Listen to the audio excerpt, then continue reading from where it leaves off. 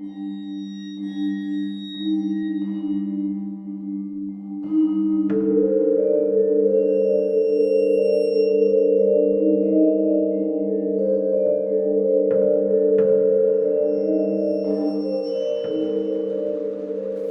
hello, and welcome to Al Dente Rigor Mortis. I'm Review Cultist. I'm Mikey, the E stands for evil. And I'm the gamer in yellow. And we're here to discuss those internet stories, most creepy and most pasta, and be critically silly doing it. Tonight we have Search and Rescue Woods, the Reddit NoSleep series. I'm a search and rescue officer for the U.S. Forest. Actually, I'm a search and rescue officer for the U.S. Forest Service. I have some stories to tell. That is the entire title. That's the entire written title. And here I thought, I dared my best friend to ruin my life was a long title. Yeah, it's really not in comparison. Honestly, if you Google, Search and Rescue Woods, you come up with this pasta. Yeah, because they're okay, that's really long. Well, also because, it's mainly the author, because not the author, because the author is actually a different name, who I actually have their actual name, because of the circumstances revolving around the series. So, yes, Search and Rescue Woods, which is how I'm going to refer to it, because it's simpler, is by Search and Rescue Woods, all one thing, no spaces at all, on Reddit NoSleep, and it was a 8-part series. Guess what we're doing, guys, for the next 2 weeks? Really, really short pastas? No. Oh, damn. We'll be covering... Technically, yes. Yeah, you're not wrong. We'll be covering a lot of mini ones. But we're going to be covering parts 1 through 4 this week, and then next week we'll be covering parts 5 through 8. But yes, so Search and Rescue Woods is by, like I said, Search and Rescue Woods, or as she is also known, Kerry Hammond. And I know that because recently, so Channel Zero is a thing, and for those of you not in the know, Channel Zero is basically a horror anthology series on the Sci-Fi Channel.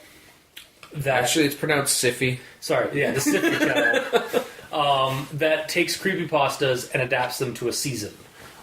First one was Candle Cove, the second one was No End House, which we've done both of those ones. And I was like, oh, well, season 3's been, greenlit. Let's see what it is. Oh, Butcher's Block, based off the Search and Rescue Woods. Okay, we haven't done that one. Let's go check that out. And so I read... we read this, I've only read parts 1 through 4 so far. I've held off. I actually held off. I wanted to read more, but I've held off. Because it'll spoil what you're exactly. Yeah. And then I checked, and then the trailer came out for Butcher's Block, which is the season 3 series or season. And gotta tell you guys, I'm a little cautious. First off, it doesn't take place in the woods; it takes place in a city. Second part, it's about it's about a woman who's not in the search, It's only tangentially about missing people, because it's about people, the woman is searching for her, or is looking into missing people in this, meat packing district of this city that she moved to. And it does, the trailer has stairs, and the trailer also has some other things that, as soon as I saw it, I was like, oh, so you're going the lazy route and just using the most recognizable horror thing that the series, the actual web series had. So essentially, they rented out a warehouse to do all their filming, and then randomly put stairs in the forest, and that's it. There are stairs that are in a wooded location, but it's. But apparently, the author Kerry Hammond does endorse this channel. She acknowledges that it's not an adaptation of her show or of her story, but it is a different angle of it, it takes inspiration from it. So she's on board with it. So that's why I'm kind of tangentially cautious about it. I'm going to give it a look. I'm going to give it a watch, but I'm not entirely hopeful, because the last two were at least they were very, very different from their adaptations, but they were adaptations. This one seems they had from the source material. This one, I don't aside from the stairs, and again the lazy thing that I'm going to go into at the end of our thing shtick, because I don't want it's kind of part of what we'll bring up. Mm-hmm. It was just okay, you're just taking. Okay, you're all right. I'm done. I finished the trailer and was like, it was a revelation. What a But it was it was like oh, my awe of the revelation went to a sour revelation. Yeah. So I was like, okay. But that's not what we're here to discuss right now in its entirety. We're here to discuss the story that inspired Channel Zero Season 3, Search and Rescue Woods, which I'll do a quick and dirty thing, and then Gamer apparently has done a synopsis of each story. Yeah, just because I thought I'd need it, so apparently we did. Basically, it's about this narrator, Search and Rescue Woods is all we really get of their name. Mm-hmm. I think it's done as a guy, but it could be a girl. It doesn't say. Yeah, it really doesn't say. But they've collected a bunch of stories of weird stuff that happens in the woods, predominantly around weird disappearances and sightings of things, including stairs that are like in the middle of the woods. And like, I'm not saying like stairs that like look like they should be like from like a ruin or something like that. No, I'm saying like stairs that look like they were copied and pasted out of a like regular house and just planted into the woods for no reason. And like the search and rescue organization tells their staff not to worry about it, but to avoid them. If they see them, just don't go near them or anything like that, because weird shit happens when they go near them or even touch them, and usually bad things. So really, it's a collection of stories over the first 4 parts. I think there's like at least 20 or more stories that we kind of read. I think it's upwards of 30. Something like that, yeah. Quick count. Yeah, something like that. 20 plus, basically. Yeah. And they're basically just accounts of weird things in the woods, and the moral of the narrative is don't go in the woods, they're scary, yo. And there's this like kind of overarching narrative like of the guy, of the person, SAR Woods, looking I refer to the narrator as SAR.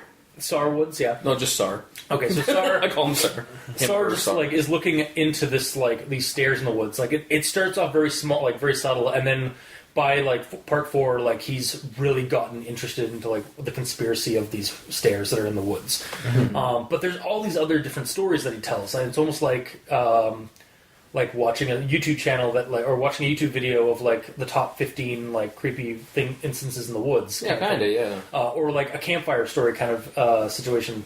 So yeah, that's basically the rundown of what the series is like. That's what the series is about, yeah. Yeah, basically. Do you actually want to go into your... Well, it shouldn't take too long to burn through them. Okay, then I leave it to Gamer and Yellow. Alright, so part 1, story 1. Boy and girl out with parents. Kids go missing. Girl is found. Says boy was taken by the bear man, and boy went willingly. That's the long and short of the... That's how short I did Yeah, them. no, yeah, that's fine.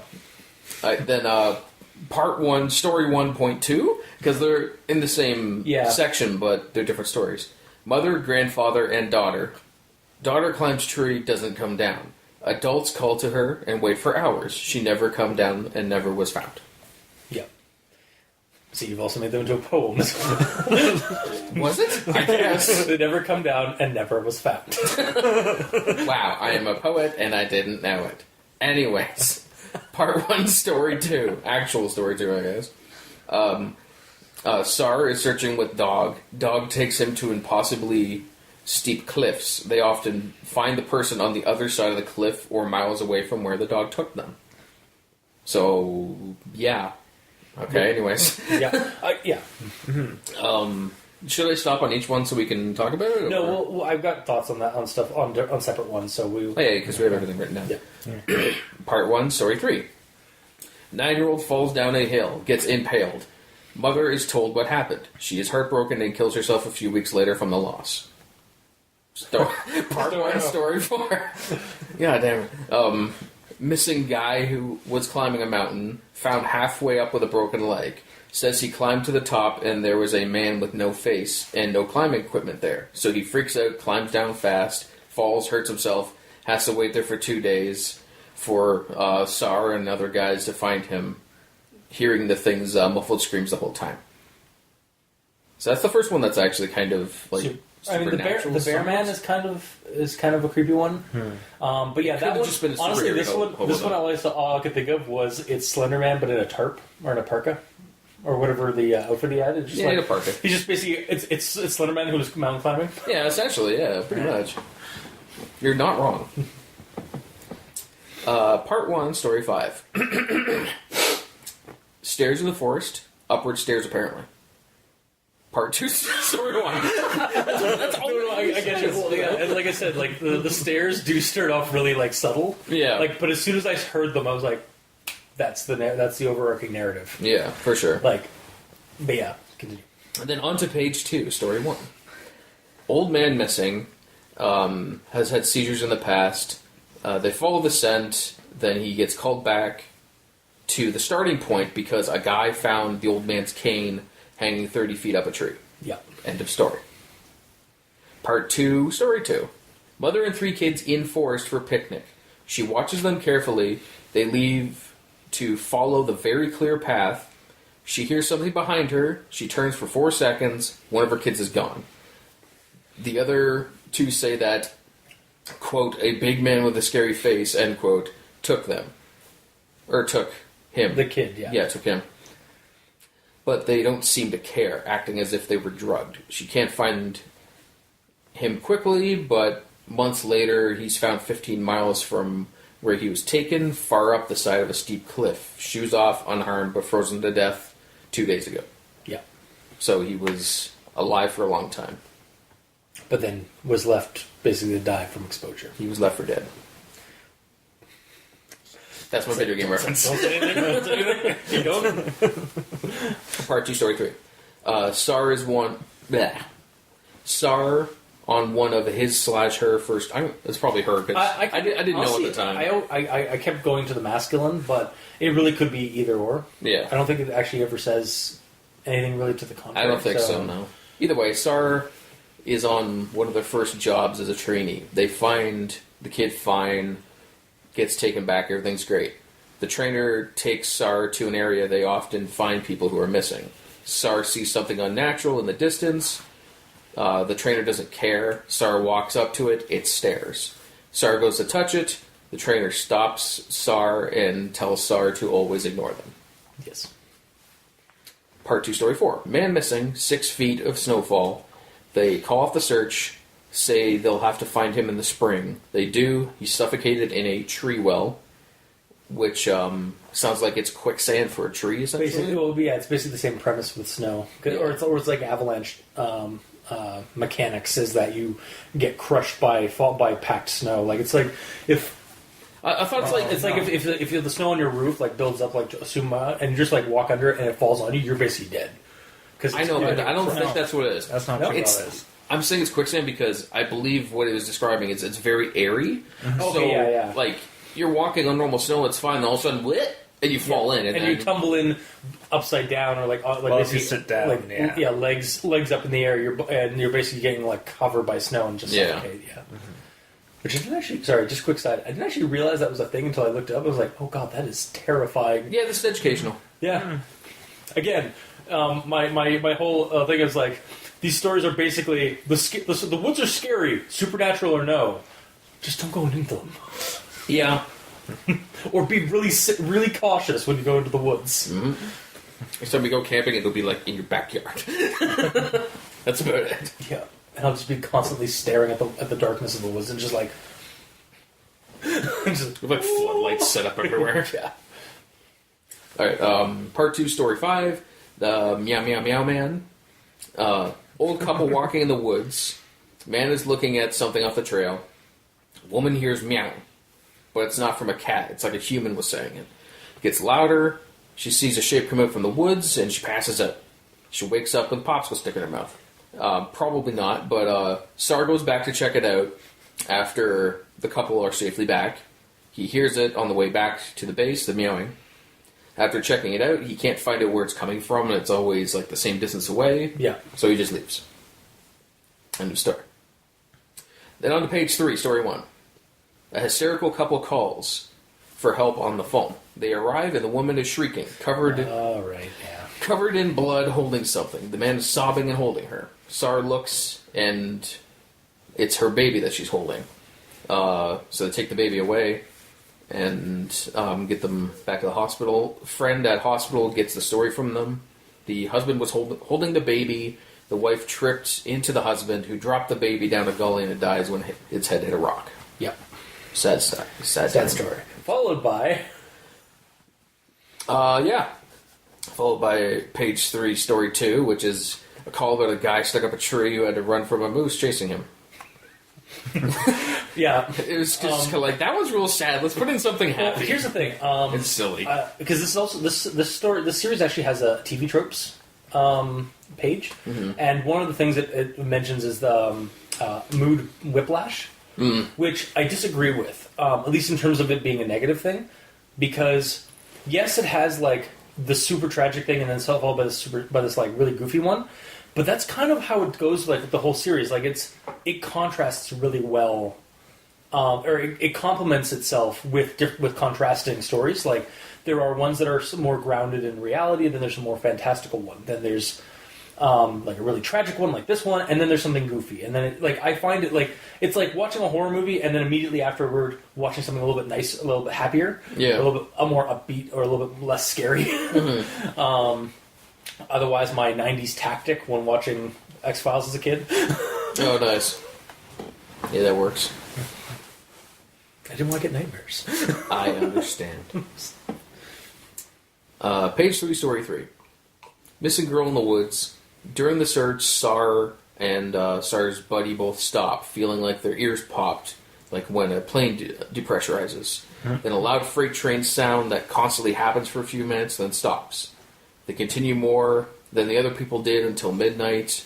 Then they turn back. Halfway back, they hear a soft crying. They investigate. Then notice that the crying is on a loop. They both have a bad feeling about it once they realize this and run. Part 3, story 4? I put a question mark on that one for some reason. I think it's because it's like a middle section or something. But mentioned a bunch of odd body recoveries, most being just a few random body parts, two seeming to have been taken care of by someone for a while before they died. Yeah, like basically like first couple are like pelvic bones and like things like that, and the other ones are actual like children bodies that look like when they did the autopsies there was like food in them, so they'd been alive for for like some time and had been eating cooked food and stuff like that. Yeah, creepy. Again, just don't go in the woods, guys. Nope.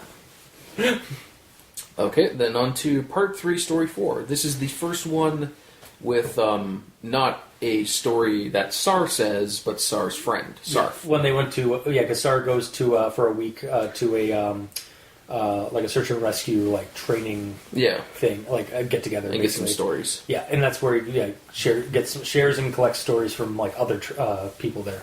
And this first one's from Sarf because it's Sarf friend. Well, I mean it's EW. No, not this one. Oh, this one just no. This one just says it's.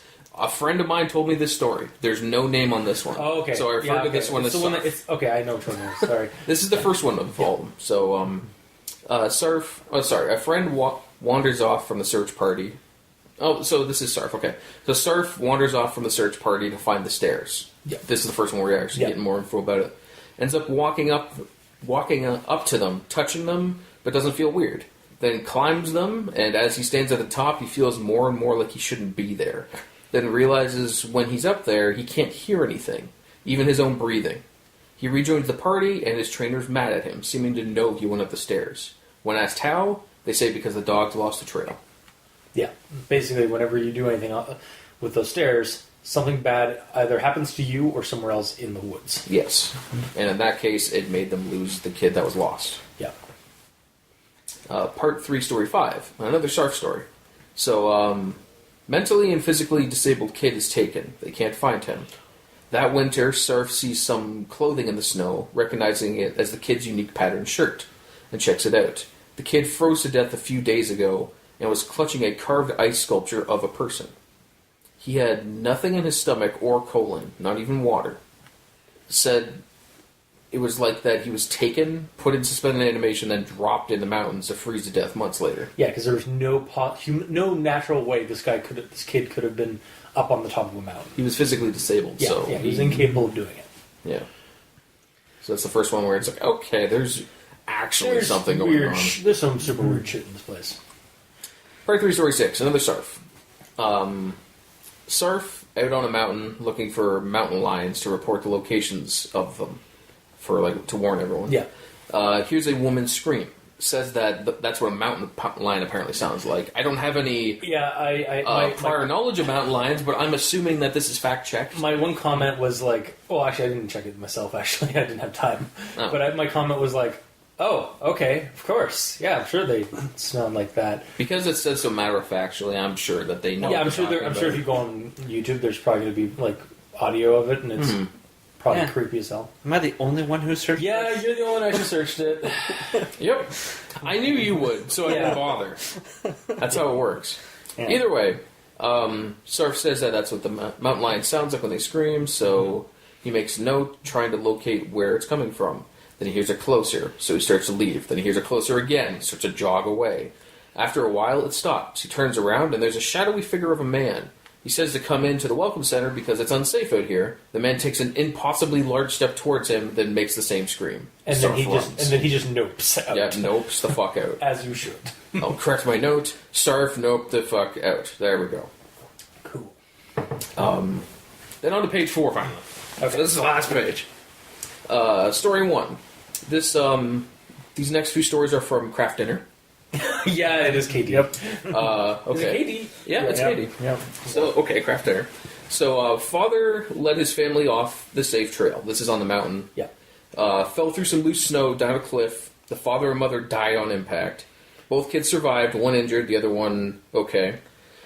The okay one goes to find help. Craft Dinner gets the call that they're missing and finds the quote-unquote okay kid frozen in the snow, curled up in a ball and crying. Yeah. And Craft Dinner says, like, I hope that the father's, like, burning in hell for what he did or whatever. Yeah, because he was an idiot and went off the trail. Yeah. Mm-hmm. Yeah, so again, we got another realistic one, and then they push on to the next one. Mm-hmm. So part 4, story 2, another Craft Dinner story. Climber doesn't come home. Craft Dinner goes to find him.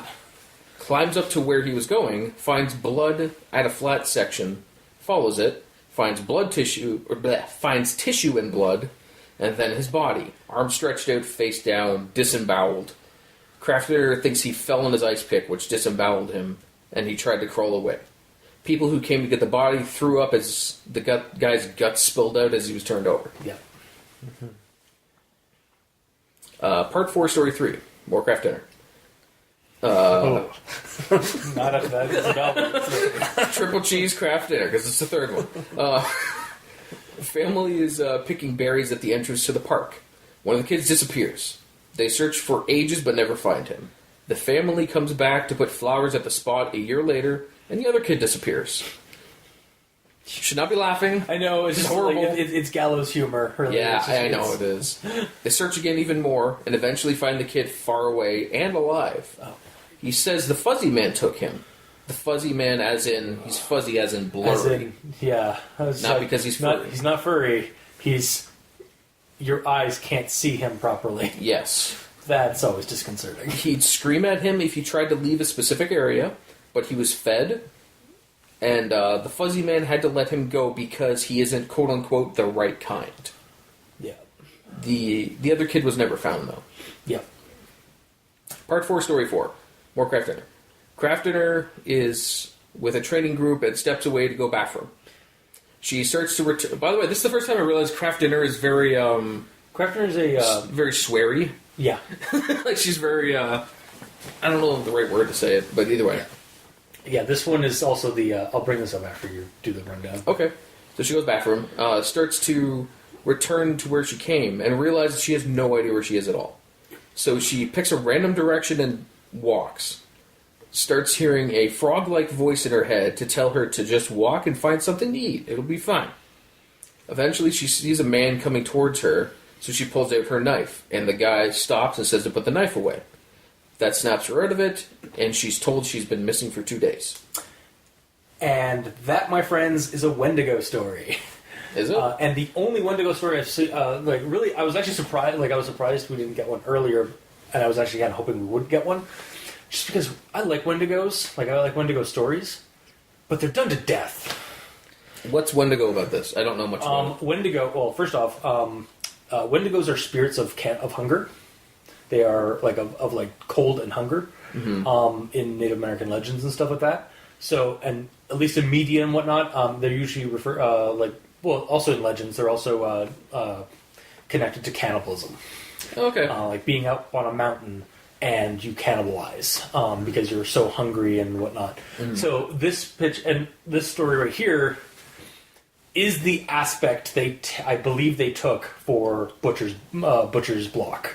Oh, okay. Because when I was watching the trailer, there was a lot. It was a meat. First off, it was a meatpacking district, and it was about a family / cult family, like a family that absorbs other people into their family, and it was about eating flesh and meat and stuff like that. And I was like, okay, so they're just going with a weird civilized Wendigo cult or something in this town. Oh, okay. Is what I think is going to end up happening. But yeah, this was like I was like, oh yeah, well you can't do a forest like a North American forest series without tackling at least one Wendigo story. That said, this one actually I like. The story itself I didn't mind because it actually does it from a different angle. Like all the other stories in this series have been from the angle of the search and rescue party, like looking for somebody else. Well, technically, this kind of was. It is, but it's also from the victim's point of view because you get to see what the supernatural thing is doing to the person. And again, like the person snaps to it and realizes that she's been gone for 2 days. Yeah. And before she snapped out of it, she was pulling out her knife because she was going to kill him. Yeah, she was going to eat him. Yeah, yeah. That's the whole Wendigo issue. So. Yep. But yeah, I had to bring that up. I wanted to wait till it got brought up in the rundown or something. Yeah. And that is the last we hear of Kraft Dinner. Yeah. As delicious as it is, that's all we get. So, on to part 4, story 5. This is the beginning of the EW stories. EW. EW, actually. 4 W's. So, except it wasn't, but okay. So, EW and his Sartner, which I'm referring to them as, because it's a SAR partner. Yeah, I know. Are out looking for a lost kid, and Ew sees a small body curled at the bottom of the stairs in the forest. His Sartner says he will not go there, and he will stay away. Ew goes up and sees that it is the kid. He's been missing for only a couple hours, but he's dead with a bit of blood on his lip and chin, holding his stomach. They bring him back, family cries, hears from the coroner that he has no idea how he died, but his insides were, and I quote, like Swiss cheese, except for his heart and lungs. Yeah, all the other major organs had like holes in them, like clean holes in them. Yeah, like the corners. Like he was perforated, but not externally. There was no external damage at all. Yeah, that one kind of creeps me out because it was like, the only thing I can think of is some kind of flesh-eating disease, some flesh-eating bacteria of some kind, or again, or it's magic, or basically the weird anomaly that the fucking stairs are, like space-time supernatural bullshit. Human termites. Yep. That Cosmic too. termites. Cosmic human termites. Continue. Yes, and then the very last story, because we only got one story from EU, is from Peanut Butter. Yep. So, is his name PB? yes. Yep. Holy shit. Peanut Butter. So, I'm looking it up just because PBs, okay. So Peanut Butter is talking to Sar as they pass a partially destroyed building, seeing the stairs there, and Sar is like, yes, if Peanut Butter, who is an old veteran, knows about them. Peanut Butter says yes, and says he will only tell them if he will turn off his radio and never tell anyone. No, I totally won't tell our superiors. I'll just mention it on my blog. I'll just tell the entire internet. But anyway. Surely our supervisors don't check Reddit. No. Anyway. Especially when you could just easily type in search and rescue on Google, and this immediately shows up. Yeah. Like, the detail that he goes into, you can clearly tell who it is, because he describes his entire team. But either way, moving on. So, I turn the radio off and tell no one ever. So essentially, a long time ago, Peanut Butter and his rookie kept talking about the Goat Man, who was referenced in a prior entry. Yep. I just didn't mention it. Yeah. And how he's never seen one. Yes. And he's like, you shouldn't be scared of the Goat Man. I'll show you something you should be scared of, and takes him to show him the stairs. Yeah. So he's properly scared of them. And the stairs do... He says that the stairs do random bad things to people. like cutting off limbs, making blood vessels explode, and he describes 2 events of that happening. Yeah. Or makes dogs lose the scent and makes people lose the missing kid. Yeah. Or a person the next day being cut like straight in half. Miles away. Yeah. Yeah. Or et cetera, and just tells different things that the stairs can do. And that is the end. Yeah, and it is only by this point our narrator, despite all the creepy things that they've been mentioning, and like again, moral of the story: don't go in the woods. They're creepy, yo. Yeah. Their curiosity onto what the fuck the stairs are getting the better of them, and they are going to start digging deeper. Mm-hmm. And I think we can know what's going to happen by the end of this. I think probably. So, yeah. Yeah, that was actually a really good synopsis. Thank you. Did you actually? I can't remember. Did you actually cover the not goat man story? Yes, I just didn't say which one it was. Right. Yeah. Okay. There are a lot. There have been 5 names dropped of villains. The first one being the Bear Man. Yeah. Mm-hmm. One being the Big Man with a scary face. Yeah. One being the Big Man with black eyes. One being the Goat Man, and one being the Fuzzy Man. Well, the goat man's never actually mentioned. A guy says the Goat Man. Yep. Okay, he says the goat. Like he says, Mentioned in part 2, Goatman. Oh. the word is there. Okay. But it's more like, I think that's where it's like, There's there's a story that people have been talking about the Goat Man, but I don't think this is the Goat Man, but this is the story. I thought that was the. And then later on, the Panther one, or Panther one, I don't know, or not. Sorry, I meant the Mountain Lion. Mountain Lion one, yeah. I don't recall Because I remember because that one is a clear, like, to me that story is very much a Skinwalker, like those shapeshifter type monsters. Mm-hmm. I'm gonna go with no. Okay, Because I remember the Mountain Lion is in part 3 and the Goatman reference is in part 2. Okay, I read this like 3 days ago, so Yeah. but I remember like hearing about the like him talking about like some friends of his that like were asking if he'd ever seen the Goatman, and he's like, I've never seen the Goatman, but here's something that's similar, and I thought that was the Black-Eyed Man like story, like the weird, like that's a weird story, but I don't know. But anyway, so I don't know, like I feel like these are like they yeah, there's a lot of little stories into this. Like, it's not just you're reading a single narrative, you're reading a bunch of different narratives, but there's and then there's a wraparound story kind of to it, like a meta plot almost with the narrator themselves. I do have some grammar Nazism. However, I'm gonna just say forward here, these aren't really bad like grammar Nazi things. They were just ones I picked up like spelling issue wise. So, by the way, I found the Goatman one you're talking about. which one was it? It's the one where with the Meow Meow Meow Man. Yes. Okay. Yeah, that one. Because the guy like jump no, because he goes out there and he hears all the voices and that's it. The old couple's out there. Yeah. Then they see the woman hears it, passes out. Then Sark goes out there to investigate, hears the ship, but never sees anything and leaves. Yeah. Yes. Okay. Well, do you guys have any grammar Nazi stuff, or did you? I wrote down. I have a couple. Okay, well then I'll go into mine then. All right, so this is part 1, story 5, the Black-Eyed Man story. When we were within sight of base ops. So basically, that one was just sight was not the right word. It was sight as in the location sight, not sight as in vision, which is what it was. Within, it was within sight, within vision of the base ops. Yeah, but they can be within the site. Like, but then you would specify. Yeah, he would specify the way. Not necessarily, because you could say within sight. Like, I'm on site, within sight. When we were within sight of base ops, the woman turns to me. I guess because but the way I read that as when we are within I understand. it. Yeah, I do understand because I'm looking at that. It's like, yeah, I could see that being I think it's probably a typo. Yeah, I think it's more or less sight as in vision sight. Yes. Okay. But and then part 2, story 6, his first personal encounter with the stairs story. They're usually in good condition, but sometimes it looks like they've been out there for miles. I think that was supposed to mean months. Yeah. Like they've been out there for months. Yeah. I got that one too. All right, you can tell that off yours. Because I was like, miles is not a reference of time. Then we have part 2, story 8, the Goat Manish story. I don't see anyone, so I keep going about a mile more, and when I heard back, I got off the trail.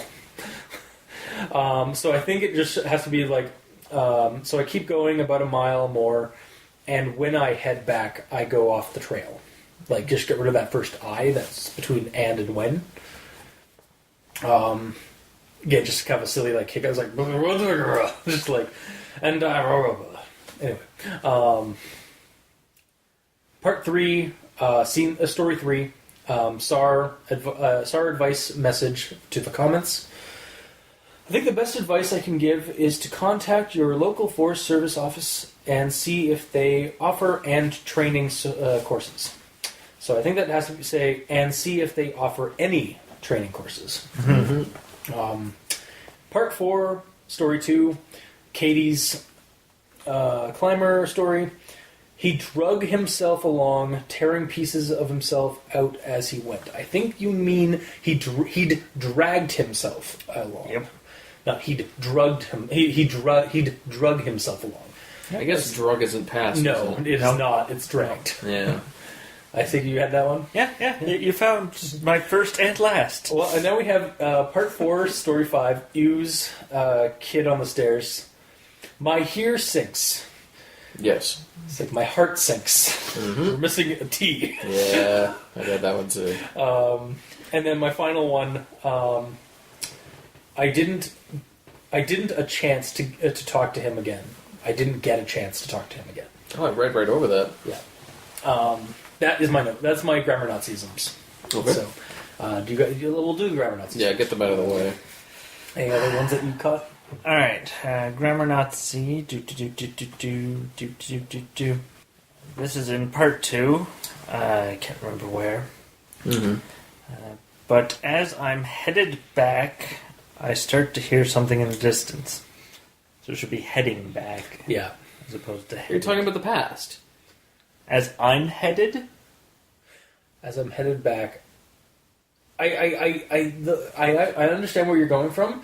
However, I was picking up that was kind of the lingo that the story was going with for a lot of these. Like, it's like I'm headed back, and like the tense is kind of weird in a lot of the stories. Well, because some of the tense isn't actually. It's past tense, but it's done like almost with a different way, like almost like a different accent or like a different style of past tense, because it's like done from like people saying like, because I hear that kind of in dialogue a lot of the time. It's like, so I'm headed this way and I'm going this way and I'm doing this and headed for this, like, yeah. But that's like technically not how you'd say that or write that. Mm-hmm. That is how you would say it. But that's how you'd say it, and that's what a lot of these are basically just accounts that this person's hearing. So. Mm-hmm. It's kind of almost like it's almost passable. It's almost passable to me, like because I was like because it's most of the stories written kind of like that way. You'd have to write down the the entirety of all of it because all of everything. Yeah, is I actually weird tense. for this instance, for this story or for these collections of stories, I don't think that's entirely a problem, unless it's really glaring. Mm. Well, it was glaring enough for me to make it in. I understand. This is true. And you did bring it up because, and honestly, I probably should have brought it up too, because as I was reading, I was like, this isn't present tense, but this also isn't quite past tense, or like how you write past tense. This is like how you speak. So I'm headed to this way, and I find this thing, and I find it right there, and like that, it's like, yeah. It's like it's that kind of. It's like he's recounting, and that's like an audio vlog, and that's kind of what the person does. It's like these are for the most part transcribes of stories he's been hearing like orally from people. So, but yeah, I do agree. It's kind of a weird. Yeah. All right, and then my last grammar Nazism that I decided to make note of was a run-on sentence. Oh. But we're not seeing any signs of her or getting any responses, and around midnight we decide to turn around and head back to the rendezvous point. Yeah, there's way too many joining words, and the sentence begins with "but."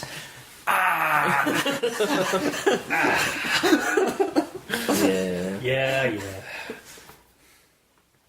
We all know how much you hate butt. And how. Giggity. Thank you, guys. You're welcome. Alright, so that's it for my grammar Nazisms. I kept it brief. Yeah. Okay. On to my Nazis then. So my first one is in part 1 in the intro. Yep. Nice, The nice. very intro.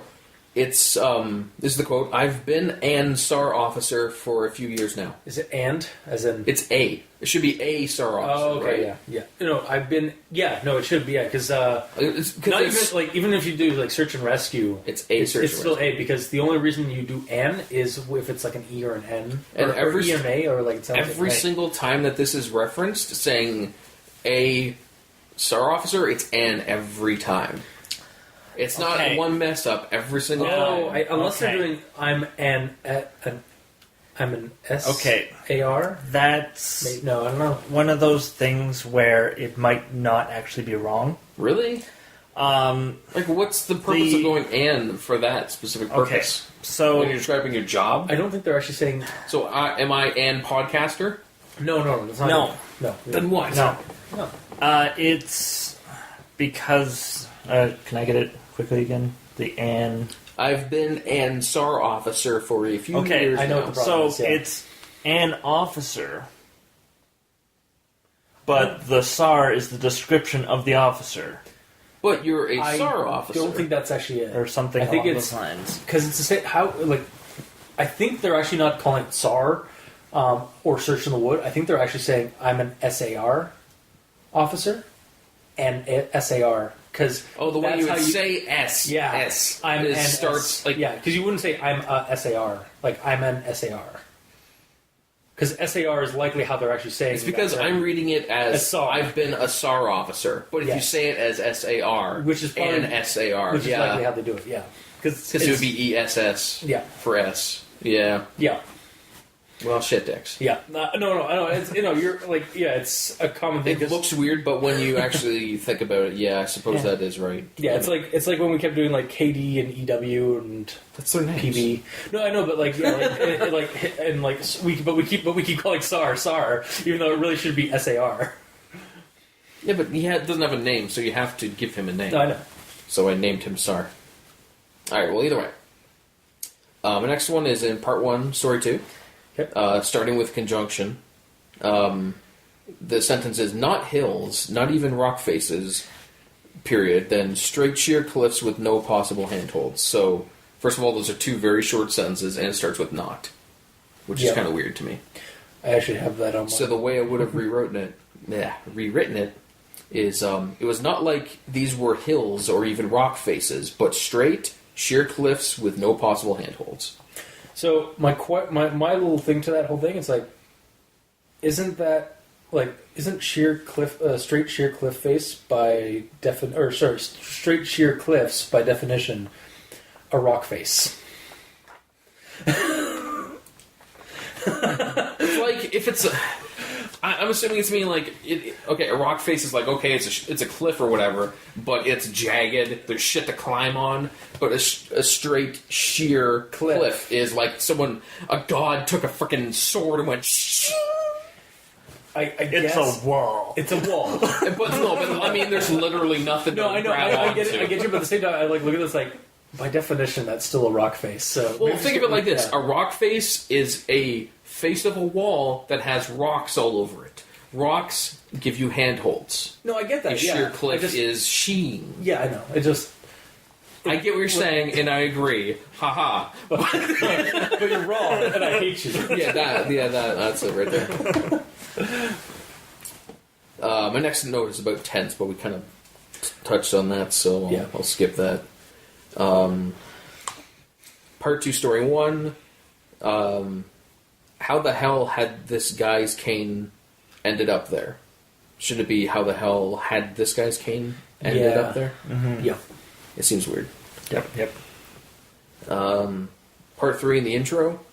There is still a great amount of interest in the stairs, and luckily for you guys, my friend has a story that I think you'll all be very interested in. Why? What's wrong with that?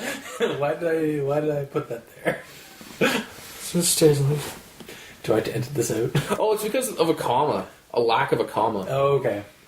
Because kind of a run. when I first read it, I didn't stumble too much, but I wrote it down anyways.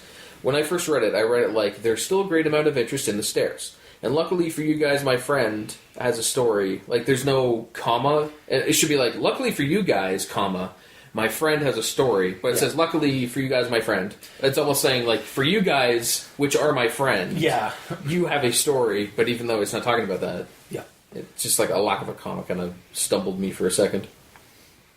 And that's actually all of them. Okay. I guess we'll move on to our actual thoughts now. Yep. Of course. So, I'll start with mine.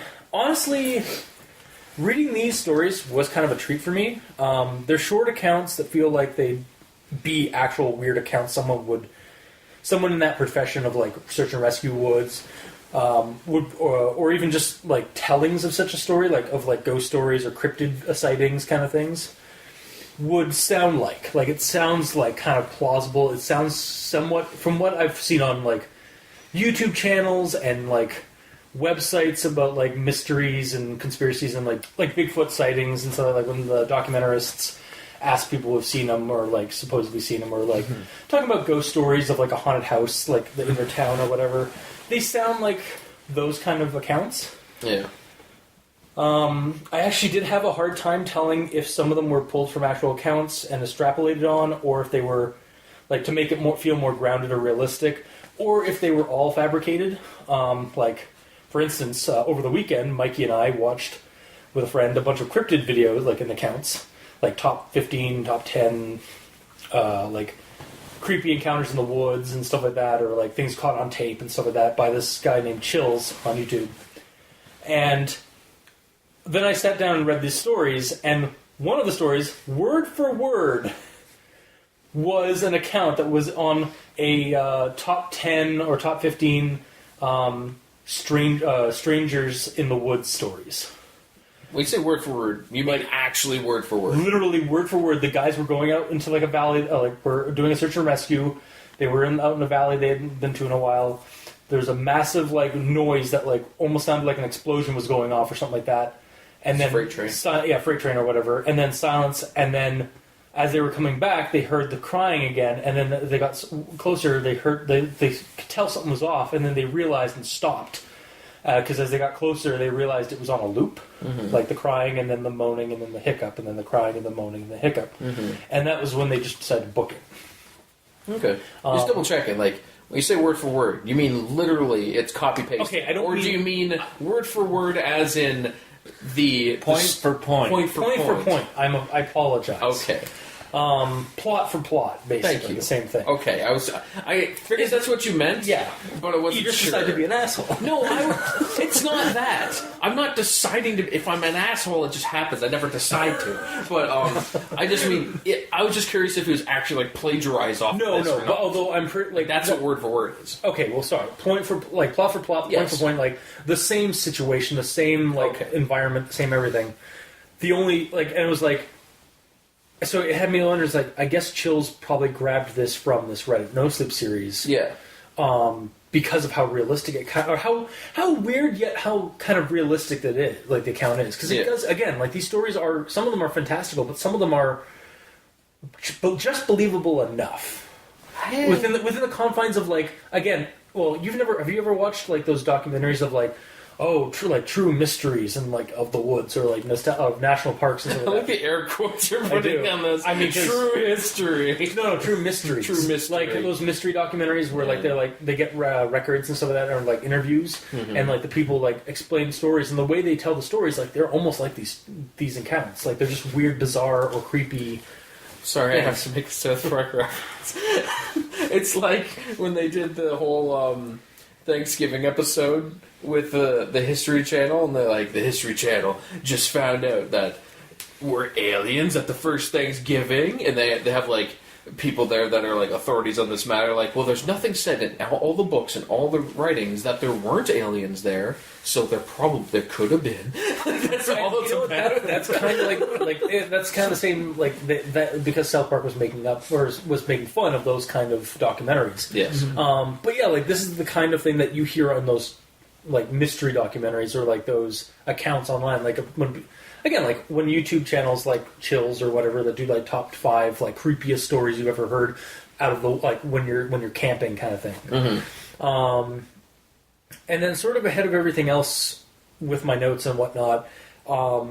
If you like reading creepy forest stories, you're probably going to enjoy these because they've got a bit of variety to them. So like there might be one like that you like over the others. I mean there are like there's disappearances. There's like creepy figures in the woods. There's the stairs. There's tragic stuff. There's silly stuff. There's like accidents that are legitimate, just like weird, like just like oh that was 1 in a million like accidents kind of thing. But yeah, here's some like noteworthy like notes and whatnot I have from all the different stories we just covered in our rundown. Yeah. So with part 1, story 2, the scent goes up the cliff. One like where the dog like sees the sense the trail goes all the way up the cliff, even though it should be impossible. This is really short, but I like the eerie concept that I think it's trying to get across. Or trying to convey the fact that the scent trail of this person is smeared up a sheer cliff wall as like that no one should physically be able or easily be able to climb up at all. It's like some weird creature walked up the wall. That or like the person just like again like reality like physics just broke and they just wandered up the wall like in a trance or something. Kind of like a mind freak thing where Chris Angel walks up the wall a sheer wall. It's just like some of these stories like have like really like they convey like a creepy idea, and I just really enjoy those. And this is one of them where like the dog's like, yeah, you're like the dogs are just picking up the trail. Oh, hey, we're gonna get it. Why are the dogs looking like as if the trail goes all the way up the cliff? That I can't even conceive how somebody would get up there. Yeah, like fuck. Same thing goes with like the man's cane up in 30 feet in the tree. It's like. So something's picking off people from the sky is kind of what I got from that, and a couple of other ones. But we'll get into that. Possibly, because it could have like went down, grabbed him, and then on the way up... That's what I mean, his cane caught onto the tree, well, that, and also like a lot of the ones, like the body parts that were picked up, is like, okay, so there's just something in these woods that are just like... or like some large bird creature is just like grabbing people, eating them, and then flying away, like, because there's no trace of them, right? Yeah. Or even the girl that goes climbing up the tree and just vanishes. Like, oh yeah, it could have been a bird that went by. yeah. Actually, there's that theory for me for that one, and then there's also like a theory of like possibly being like the stairs, because when we first see the stairs, we don't really know what they're all about. So my first instinct was, well, it's like the girl who went up the tree and never came back. Was that literally they go somewhere, like somewhere a certain elevation or a certain like level. There's like an anomaly that you vanish through. You can't just go back through. Yeah, exactly. Yeah. Then we have part 1, story 5, the black-eyed man, or the man with the black eyes. This is I gotta do the quote for this one. Okay. She touches my shoulder and says, "He says to tell you to speed up. He doesn't like looking at the scar on your neck. I have a very small scar on the base of my neck. But it's mostly hidden under my collar, and I have no idea how this woman saw it." That was a pretty good little creepy zinger. It's like the thing is right, and then it's followed by like him hearing a voice right at his ear. It's like must go faster, must go faster. Which one was that? That was the black-eyed man, like the girl who's like freaking out about like something in the woods, like with black eyes. And then as they're like moving far, like closer and closer to the home base or whatever. She's saying like they have to go faster because she's like the thing's like stalking them, but nobody else can see them but her. And then by the end, did I not make a rundown of that one? You did. Oh, maybe I might have missed that. I might have missed that. That was also the one that mentions the goat man. Like it says. I've never encountered the goat man, but this was something similar, or it was like that was the meow man. I thought the black-eyed man account had mentioned the goat man, but like it wasn't a goat man thing. Either way, it's rolling. Yeah. But yeah, I just liked I liked this one because it was like again another zinger kind of thing. It's like must go faster. And right after that, like he basically just picks her up and just starts running. And then we have part 1, story 6, the sign off bit and about the stairs. So like basically it's just him. It's like if anyone has any theories about the stairs or if you've seen them yourself, let me know. So my first instinct, when I first started reading this for the first time, it was like something tells me these are going to be the more frequently mentioned, and they're going to connect somehow, like as they keep going. Like it's going to get more and more. Like this is the overarching narrative that like the meta plot kind of thing. That's what you're here for. Yeah, like all these other stories are here to explain the setting of the woods and stuff like that being creepy, and then like the stairs are the major focal point of the creepiness. I actually looked into my rundown. That's the one where it's stairs in the forest, upward stairs, apparently. Like, that's all I put for my notes, oddly enough. Were there stairs in that story? Not that one you just talked about, the previous one. I think so, yeah. The one where I'm like, I'm not sure if I made a note of it. So, so that was my first instinct of it. And then I get to part 4, or I've read all the 4 parts, and it's like, all but confirmed that those are going to be basically the main narrative thing. And it really gives this story kind of an interesting meta plot, because it's originally the series was just a collection of stories that this guy was posting online to share and like creep out people and stuff. But then there's this underlying narrative of like the person themselves is a character in their own story, and they're investigating the weirdness that is these stairs in the woods. Mm-hmm. And you start to realize that like the story has a little bit more depth to it, because it's actually going. It's not just one level of like this person telling a bunch of short, scary accounts and stuff like that, or creepy accounts and weird accounts. They are in their own weird account. I just like meta, like things that go that extra level of deep, or like that extra deep, or that extra level of meta for the narrative.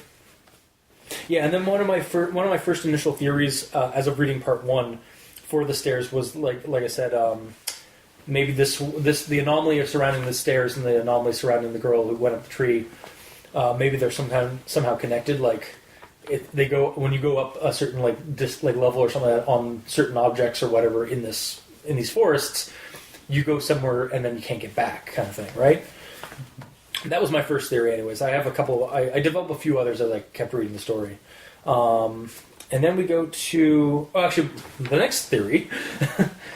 With part 2, story 6, with SAR's first encounter with the stairs, like as when he's in his training, and this one's really when we finally got got a little bit more of a feel as you read the stories, and you get a little bit more of the feel of like the weirdness that surrounds these stairs. Like they are never the same one. It's never the same set of stairs. It's always a different set of stairs. They're always. Sometimes they're older, sometimes they're pristine looking. They're usually in areas that don't have a lot of leaf litter, like they're in clearings and stuff like that generally. This gave me kind of a feeling of the Dionaea house. Never been able to pronounce that. It gave me vibes of that, or even like Appalachian folk monsters like the garden nail, which is basically it's a creature that will surround an old farmhouse or shack in the woods with kudzu plant and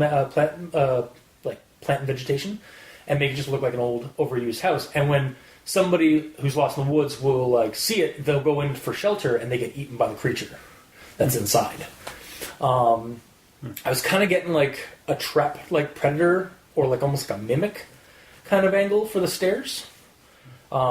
And obviously it's got to be some kind of supernatural or psychological or psychic projection that the stairs are, and the creature is something else that we can't perceive. Much like the Dionaea house, which we are going to be doing at some point down the road, because I realized that was one that we had never actually done on the show. But it's basically a house that is a human pitcher plant.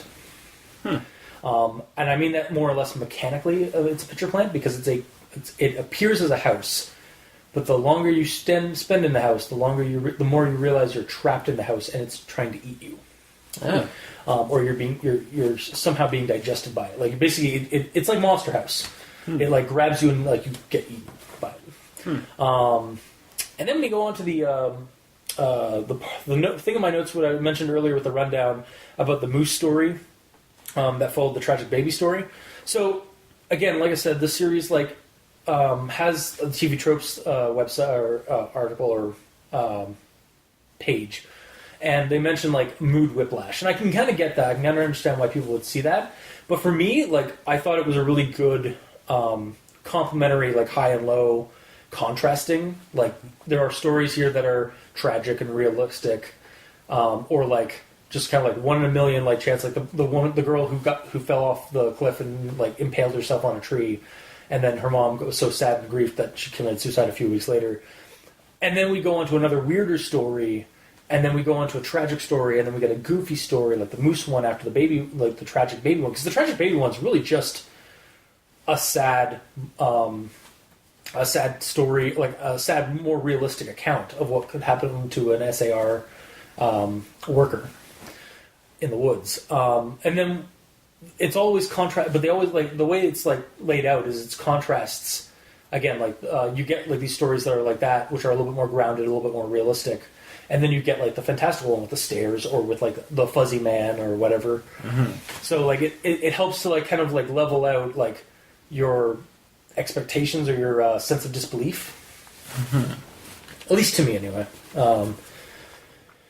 Then we have Part 3, Story 7, which is the collection of missing persons parts. Like the teenage boy whose remains were recovered almost a year after he vanished, we found the top of his skull, 2 finger bones, and his camera almost 40 miles from where he was last seen. The camera sadly was destroyed.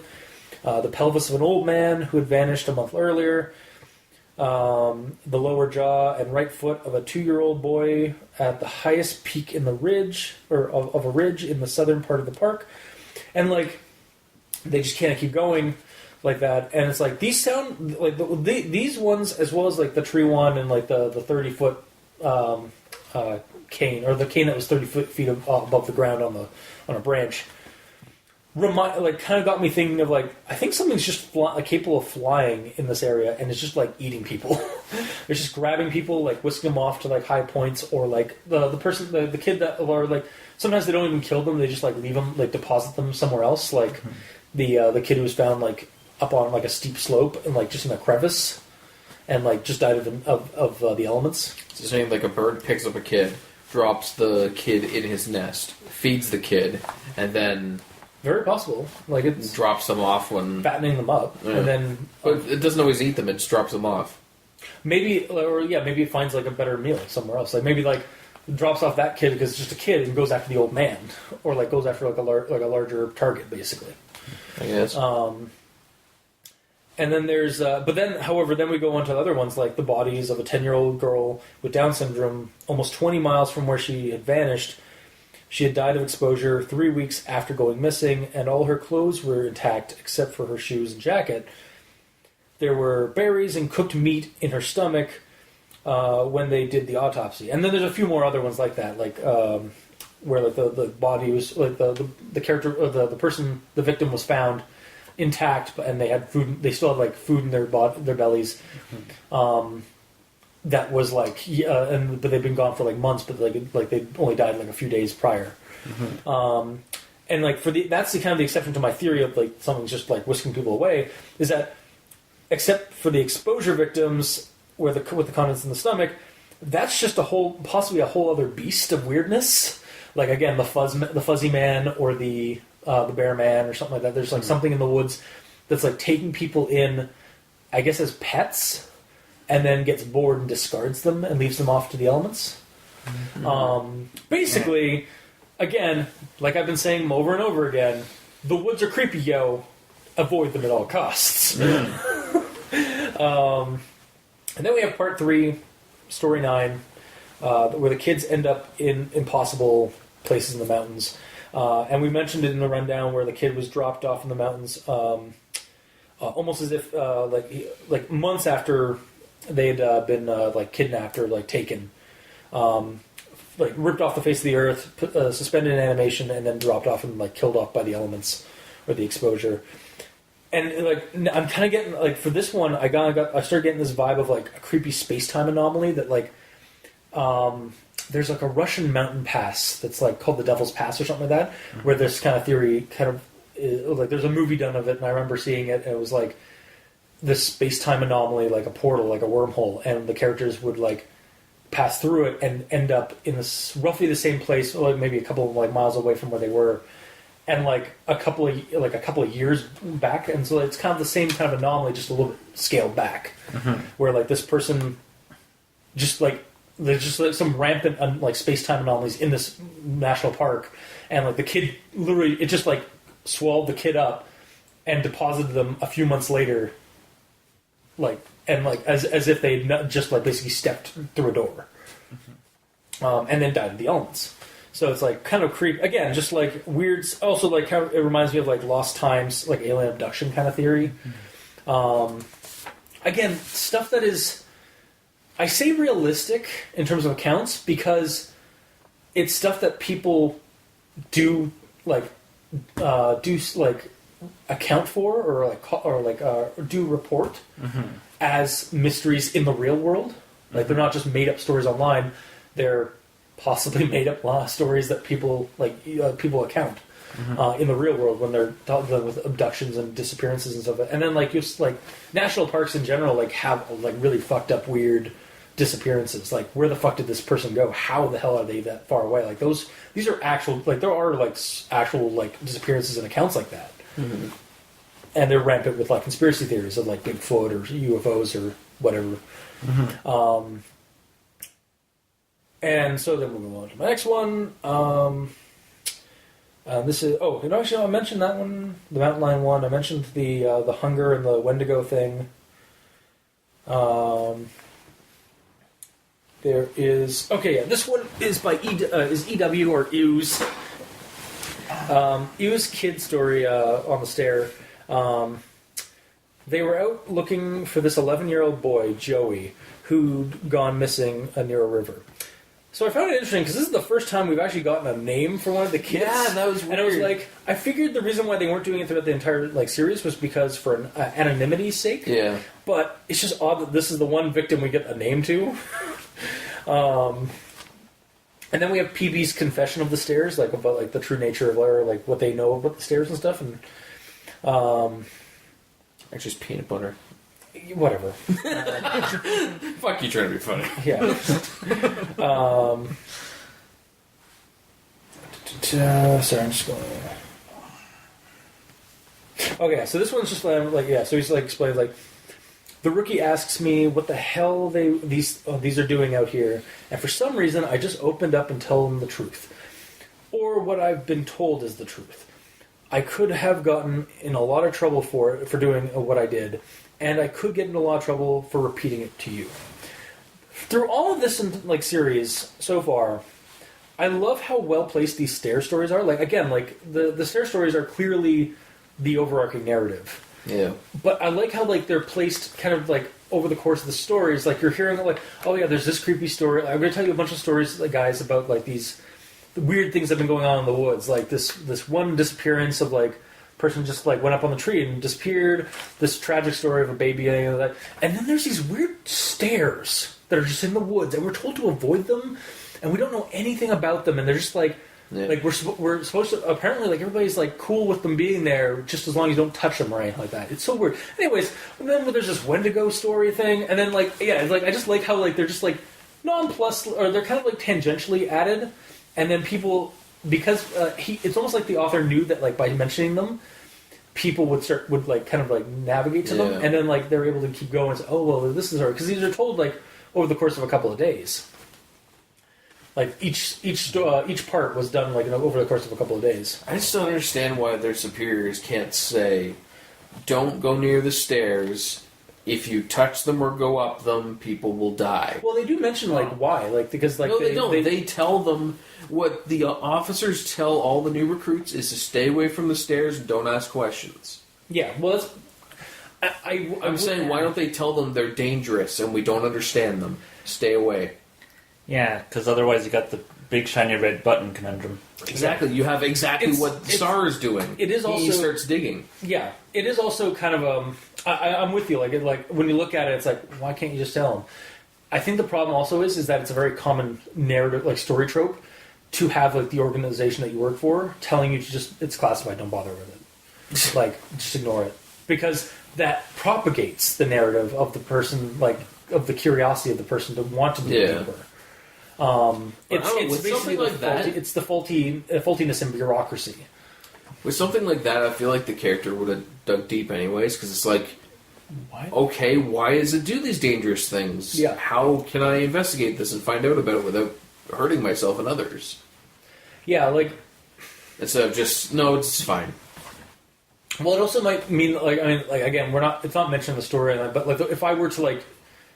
And again, we haven't finished the series, so we don't know if there's anything extra added on to the story regarding the woods. But, like, I wonder if, like... Again, like, maybe there was basically a cover-up. Like, yeah, these things are not going away. They've been around since, like, national parks existed in North America. But there was this incident back in the 40s or whatever when we tried looking into them and something really bad fucking happened. And ever since then, we basically like, all right, we're just going to tell everybody just to avoid them. Don't worry about them, just avoid them because we don't want to have anything to do with it after the issue at 94 or the issue at 46. Kind of like that. Like I get like where you're coming from. In that situation, they probably just board them up so that it's not possible for people to get through them. The problem is they vanish. Like they reappear. They're never in the same spot. Yeah, they're never in the same spot. It's never the same stairs either. Yeah, like they're never the same ones. It's like this like roaming anomaly that goes through, and it's not just one national park. It seems to be a bunch of national parks. Yep. So it's like basically you have to close down national parks in order to keep people safe. And then what happens if they start going to cities? Maybe that's what's happening in the Channel Zero season 3. Is like that's true. They migrated to the cities. That's true. I could look at all of this. Yeah, and we just don't know because we haven't read the rest of the series. Yeah. And unfortunately, the series has come to an end only because she basically she sold the rights to Sci-Fi for the stories, and I think she really couldn't continue it afterward. Like she's not legally obligated to. Exactly, yeah, or she's not legally allowed to. Yeah, exactly, something like that. Because she said she's had to, for adoption. Well, because she said she's had to move on from the series to something else. So, but yeah, no, that's actually an interesting theory. Now that I think about it, it's like, yeah, maybe that's why. It's like basically they've like something happens in the next 4 sections. And like, what if Channel Zero's Butcher Block is actually just the progression of that? Yeah, it has to escalate to like something. I would have to. It doesn't have to, but I'm saying like, to their logic, it has to escalate to an entire town. Yeah, or like move from like the rural to the urban. Yeah, like and that would be kind of creepy. Again, like just walking through like a ghetto-y, like poorer district of like your town, and like there's just a random set of stairs down an alleyway, like in the middle of the alleyway. They go nowhere. And I was like, because they're not like normal looking like things that you'd see in the woods, like some like what be like pink shag carpet. Exactly, yeah, exactly, like pristine looking like McMansion style like staircase. It's like it's raining out, but they're dry. Yeah, well that's the thing because like leaf litter never goes on them or anything like that. Like it's just creepy like alien geometry in the middle of the woods. Yeah. But anyway, so. Yeah, like his confession thing, I like how it's teased over the course of the series about like the stairs through it all. And then I have my last note before we go into the final stuff, which I mentioned later. So I'll tell you now I'll tell you what I know, under the condition that you never breathe a word to our soups. I told him I wouldn't say a word, and he double checks that our radios are off. Instead, I'll mention it on a Reddit series I've been doing. Surely our supervisors or someone is not in the know of Reddit and doesn't lurk on Reddit NoSleep. They're old people. Right? They can't use computers. Yeah, exactly. They're like 40. I know. We've had this trope kind of happen before. It's like you can't tell anybody. I don't want you telling anybody. So I told them I wouldn't tell anybody. And then I told everyone. I'll just write it down. Yeah. That's my loophole. I didn't say it. I just wrote it. I just transcribed your entire story. Yeah. But I didn't directly say it with my words and my vocals. I was like, our radios are off, but I got a hidden mic on me. I'm recording the entire thing. Yeah. So, those are actually my notes on the ones that, like, again, like, I didn't mention a bunch of all the stories, like stuff in all the stories, because some of them were really good. Some of them were just like I didn't really have much to say when I was reading them. But these were the ones that kind of like stood out for me the most. That had something to say. I do not have notes on every single one. Yeah. And again, like I said, like if you like woodland, like forest stories, like creepy forest stories and stuff like that, you might enjoy the series. So, like I say that ahead of time because there is kind of a variety of disappearance stories in this. Mm-hmm. Like they're not all the same like thing. But that's just my opinion, and we'll move on to Mikey. These things for you. All right. I hated the whole thing. So I started reading this, and I was actually creeped out, but for a completely different reason. Uh-oh. I was reading it, and I had a sense of deja vu. Okay. And I was like, why am I getting this sense of deja vu? I would only ever read this story for the show. Or... Well, no, it's still that. But so I was reading it with this sense of deja vu, and I'm like, what the heck? Like, I feel like I've read this before. And then when I got... I know what you're talking. Oh, yeah, okay. To Mexican Slender Man, it all made sense. Wait, what? Exactly. Wait, what? I'm sorry. What? Please explain. So,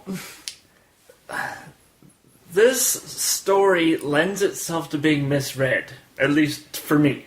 Okay. So, when it got to the point where they're on top of the mountain and the guy sees... the faceless man. Yeah. Instead of a parka...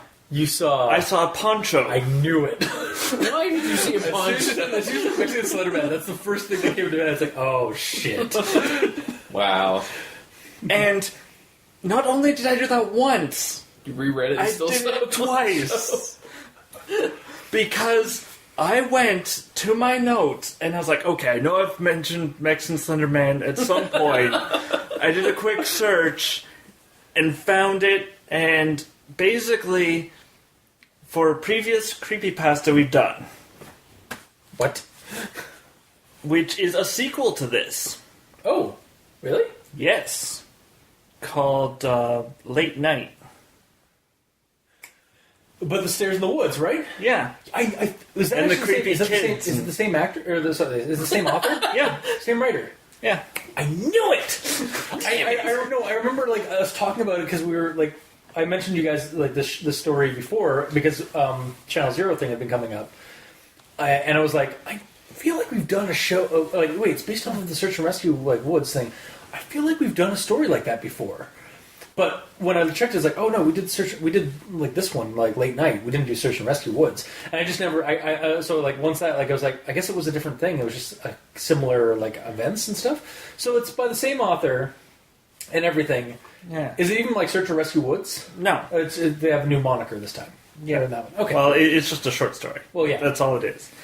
And I was reading my notes, and when we did that, I read the first two parts of this. Why? Because of something... Because, I think it was the comments for that passage said the one is so much better, and then I got two parts in, it's like, and then I hit the third part and hit a wall of text, I was like, okay, stopping, this is too much, and then I found out there was 8 parts, and I was like, oh god, what have I started? Surely I will never do this again. At least I don't have to read this whole thing. Yes. Ever. A year later. Yeah. Well, a year and a half later. A year and a half later, shit. Which is why it was so creepy. I was like, I've read this before. But when? So you weren't actually creeped out by the words, just... Wow. See, I knew it. Just sifting through your mind, like, I really actually should have like gone the full like length and actually like re-listened to that episode because I'm sure you would have mentioned it. Like that you said, yeah. I'm pretty sure I mentioned Mexican Slender Man. Oh, okay. Mexican Slender Man. Oh god. And we read this and be like, what the heck is he talking about?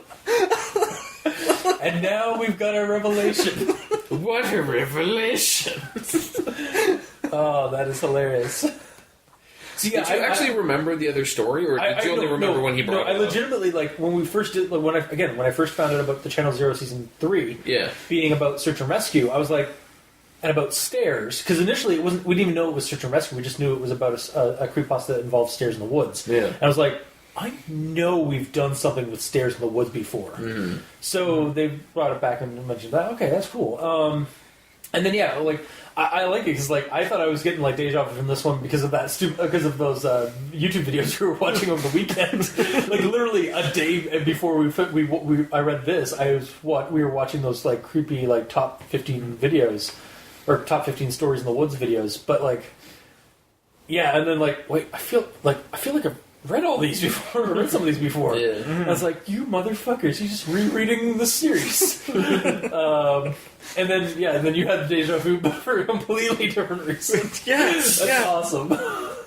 Yeah, because I Was it read... specifically Mexican Slender Man that made you realize this? Well, I had the deja vu, and then it was like getting more and more familiar, and then once I hit Your memory was clicking. Mexican Slender Man, I just imagine you going okay, like punching Mexican Slender Man in the face. because that was what clicked, and I was like, okay, I know that I've made a reference to Mexican Slender Man. I know I've done this before.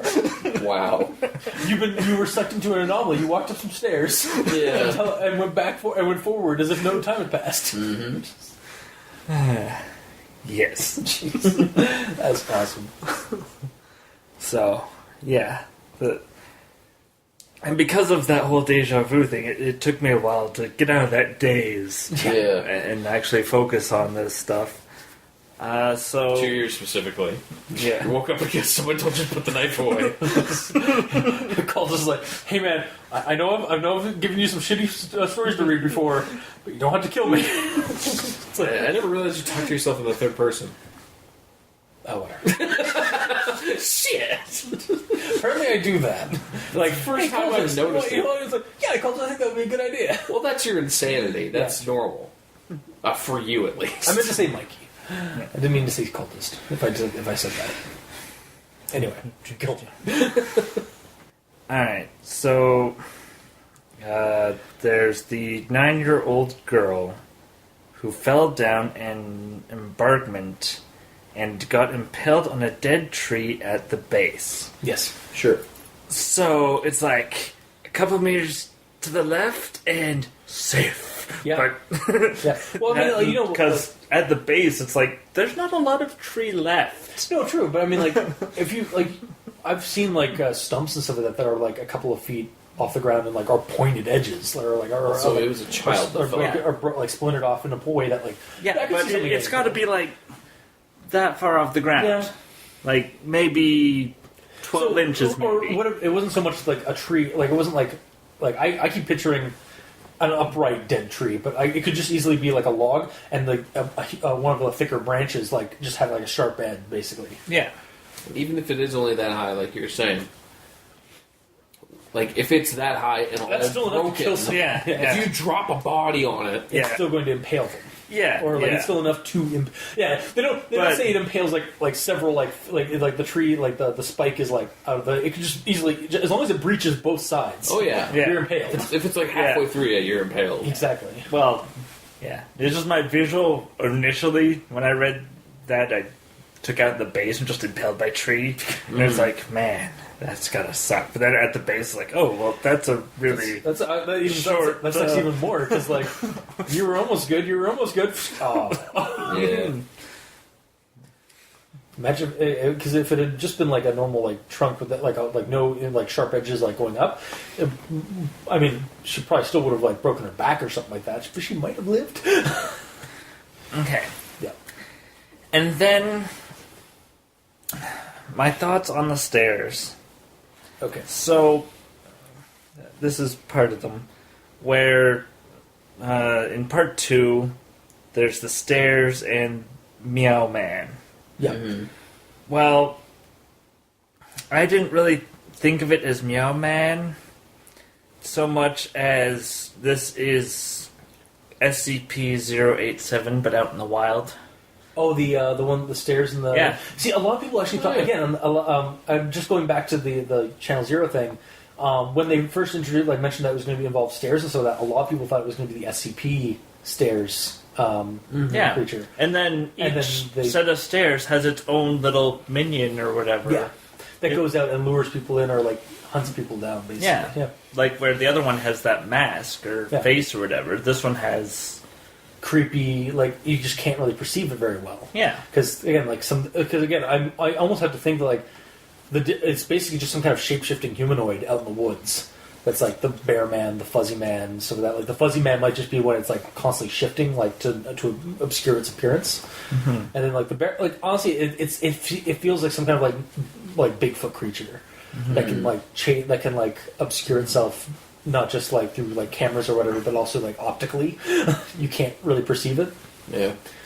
And then again, like, it does, or it almost has, like, a mechanical thing, because the way the looping of the crying in the one story, like, because it's, like, it's a loop, like, it's replaying the same thing, so, like, why is it replaying it? Like, it's almost like a mechanical or, like, robotic style. Like, it's a predator hiding in a tree. I was almost thinking, honestly, I'm sure, like, that had to be an inspiration of some kind. But yeah, no, I kind of like that idea of it being an SCP in the wild. Like, it's not the urban one; it's the woodland version of the stairs. Yes. When I first read about the stairs, I immediately assumed that they would be going down into the earth. But no, they go up. But, like, the second half of that same story, when they first told it, was mentioned that they're going up. Yeah. Which is less weird. Or more weird, rather. It's less weird and also a little bit creepier. Like, or it's not, it's not, because I get what you're saying. Like, it would be weird if they were going down into the bowels of the earth, but it's also kind of weird that they're there and they just go up, and, like, if you go up to the top, some bad things happen to you. Yeah, but you're still just out in the open, so, like, you would think it's not think you're safe. A problem. Yeah, that's the other thing. Like, you think you're safe because you're out in the open, but, like, that's even the worse. Yeah, meanwhile, if it was going down, it's like, okay, this creepy staircase in the middle of the forest going into the ground. I'm not going down there. Yeah. But, yeah. Kind of, like, lures you into a false sense of security that it's just stairs going up. It's actually what I like about it. It almost reminds me, again, of a creature that's, like, mimicking itself to be something else. Like, something, like, familiar to us enough, but, like, we still think it's weird because it's familiar, but it's out of place. It's kind of like the hermit crabs in Fallout 4, that are, like, they literally, like, take trucks and cars and stuff and live inside of them, and then so, like, you're walking by, like, down the road of Point Lookout or whatever, not Point Lookout, Far Harbor, and you're just walking down, like, you see a couple of, like, large trucks, and you're like, oh, that's... Okay, just some trucks and stuff like that. And then one moves and gets up, and it's a giant crab. And I was like, oh my god! Like, nice. or again, like the Dionysus house, which we'll get into in a later episode. You're going to have to learn how to pronounce that. It's a Latin word. Okay. It's, again, regardless, basically... my statement still stands. When you first go into the house, everything's perfectly normal and all that. I think even in one of the instances, there's a family living in there, but it turns out the family's actually not there. Or actually not a family, it's actually like another level of the mimicry. Okay. Is that they act funny, and then, like, when the person goes in, they realize that, like, the carpet's starting to like ooze up like a sticky viscous material, and then basically you realize you're getting drained of your energy, and you try to get out of the house and the door's closed and stuff like that. Yeah, like, it's that kind of, it's almost like a cosmic, or like some kind of like a cosmic anomaly, like a cosmic horror-y kind of creature where, like, we can't really perceive it, but it's either psychically or supernaturally camouflaging itself, but because it doesn't understand our like how we work, it's camouflaging something weird. Like, it's trying to project something familiar to us to go somewhere, or to go up somewhere, but we're not going to trust that because it's stairs in the middle of the woods. Well, specifically because people tell them not to trust it. Well, yeah, but if their trainers didn't say that, without, 9/10 of them would actually go up the problem. But, like, even when the guy went up to the very top of the stairs, like, he felt bad about being there, like, as if he shouldn't. But nothing bad directly happened to him. Not directly to him. Yeah, and that's the other thing. That's why it's more like more of a weird reality style thing, or, like, possibly just a space-time anomaly or something. Because it's not so much a creature in the living biological sense. It's more like a supernatural creature that has basically actions and consequence like kind of mechanic to it. Where like, yeah, you've triggered something on it, but it doesn't affect you. It affects something else in the woods. I feel like the dude walks up it, and the creature is just sitting there watching. Just rolls a d20. All right, he got 20. He can live, but that kid's getting away. Yeah. Rolls a 1. Okay, decapitation. Or like, rolls a 15. Well, you rolled a 15. I mean, somebody has to get sliced in half or eviscerated, but it can't be you. All right, How many people in the search party? 10. Okay, roll a d10. exactly. It's all about dice. Honestly, I could see us running it. I could run that Cthulhu game. Yeah, like so easily. Like again, this has so much good fodder for it for like games and like stories and stuff. Yeah.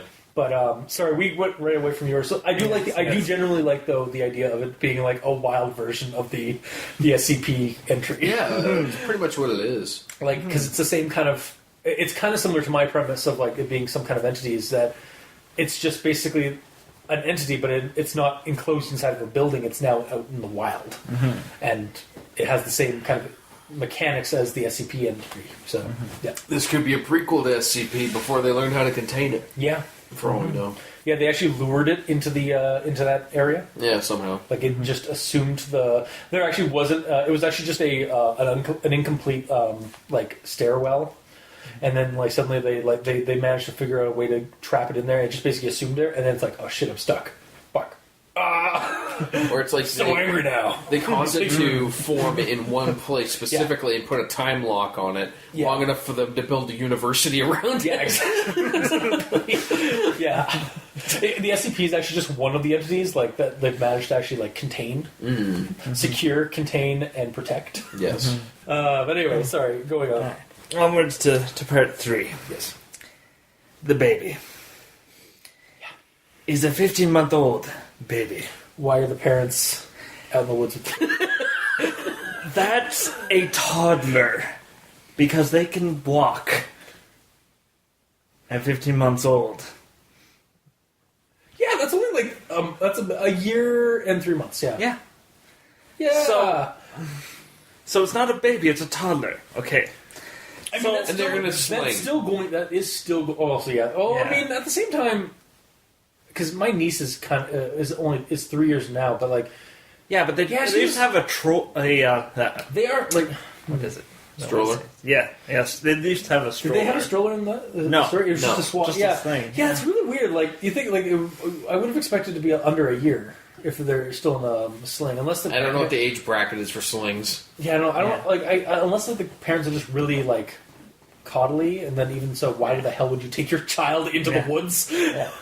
Like, And then thinking about the actual scenario that we're told about what happens, why are you on a cliffside? I'm thinking that the dad is tossing the kid in the air, like, and having a fun time, right? Right in front of the cliff. Or for me, reenacting the Lion King. Anyway, Yeah, no, yeah. so I'm thinking the kid's just having a great time, like it being chucked up, and then the mom comes, trips, knocks Quote unquote trips, aka Or AKA Dad accidentally slipped. well, accidental. and then basically gets pushed just as he's throwing the kid in the air, just throwing the kid off the cliff. I should not laugh at that, but it's It gallows becomes humor. comedic. It is. It's purely gallows humor. Like it is sad. Like it's tragic. The story itself is supposed to build up the mood of tragedy. And like reading it, I thought, oh shit, that is fucked up. But at the same time, like if you can't laugh at it, like fuck. Yeah. Then that means you have a soul. Well, whatever. And it's like, and I just envisioned the dad being like, "What? Why?" And then They all fell though, didn't they? No, the baby's the only one that fell down. Oh. Yeah. The dad like confusing scrambled. with The the different dad scrambled down to get that. Right. Yeah. You're talking about the avalanche one where they all fell. Yeah. yeah. Do moose are scary. Do. Obviously, that one was a national park in Newfoundland. Why? Just because it's vernacular? No, because moose outpopulate the human summit. Oh, okay. Gotcha. There's like legitimately no one drives at night in Newfoundland. But also, these stories are all in the same. I know. No, they're not all in the same park. They're all in the States, but they're not in the same park all the time. Yeah, because we have different tales from different people. The ones where it's SAR talking, it's from SAR. Yes, for the most part, yeah. Yeah. Alright, ghost train in a forest. Mm-hmm. Yeah. Which is a ghost train of future past. Because there's a train in the future, but it's showing up in the past as a ghost. Or it's echoes across time. Mm-hmm. I can believe that. Basically, like, at some point in the future, there will be a train tracks that go through that valley. Mm-hmm. Wow.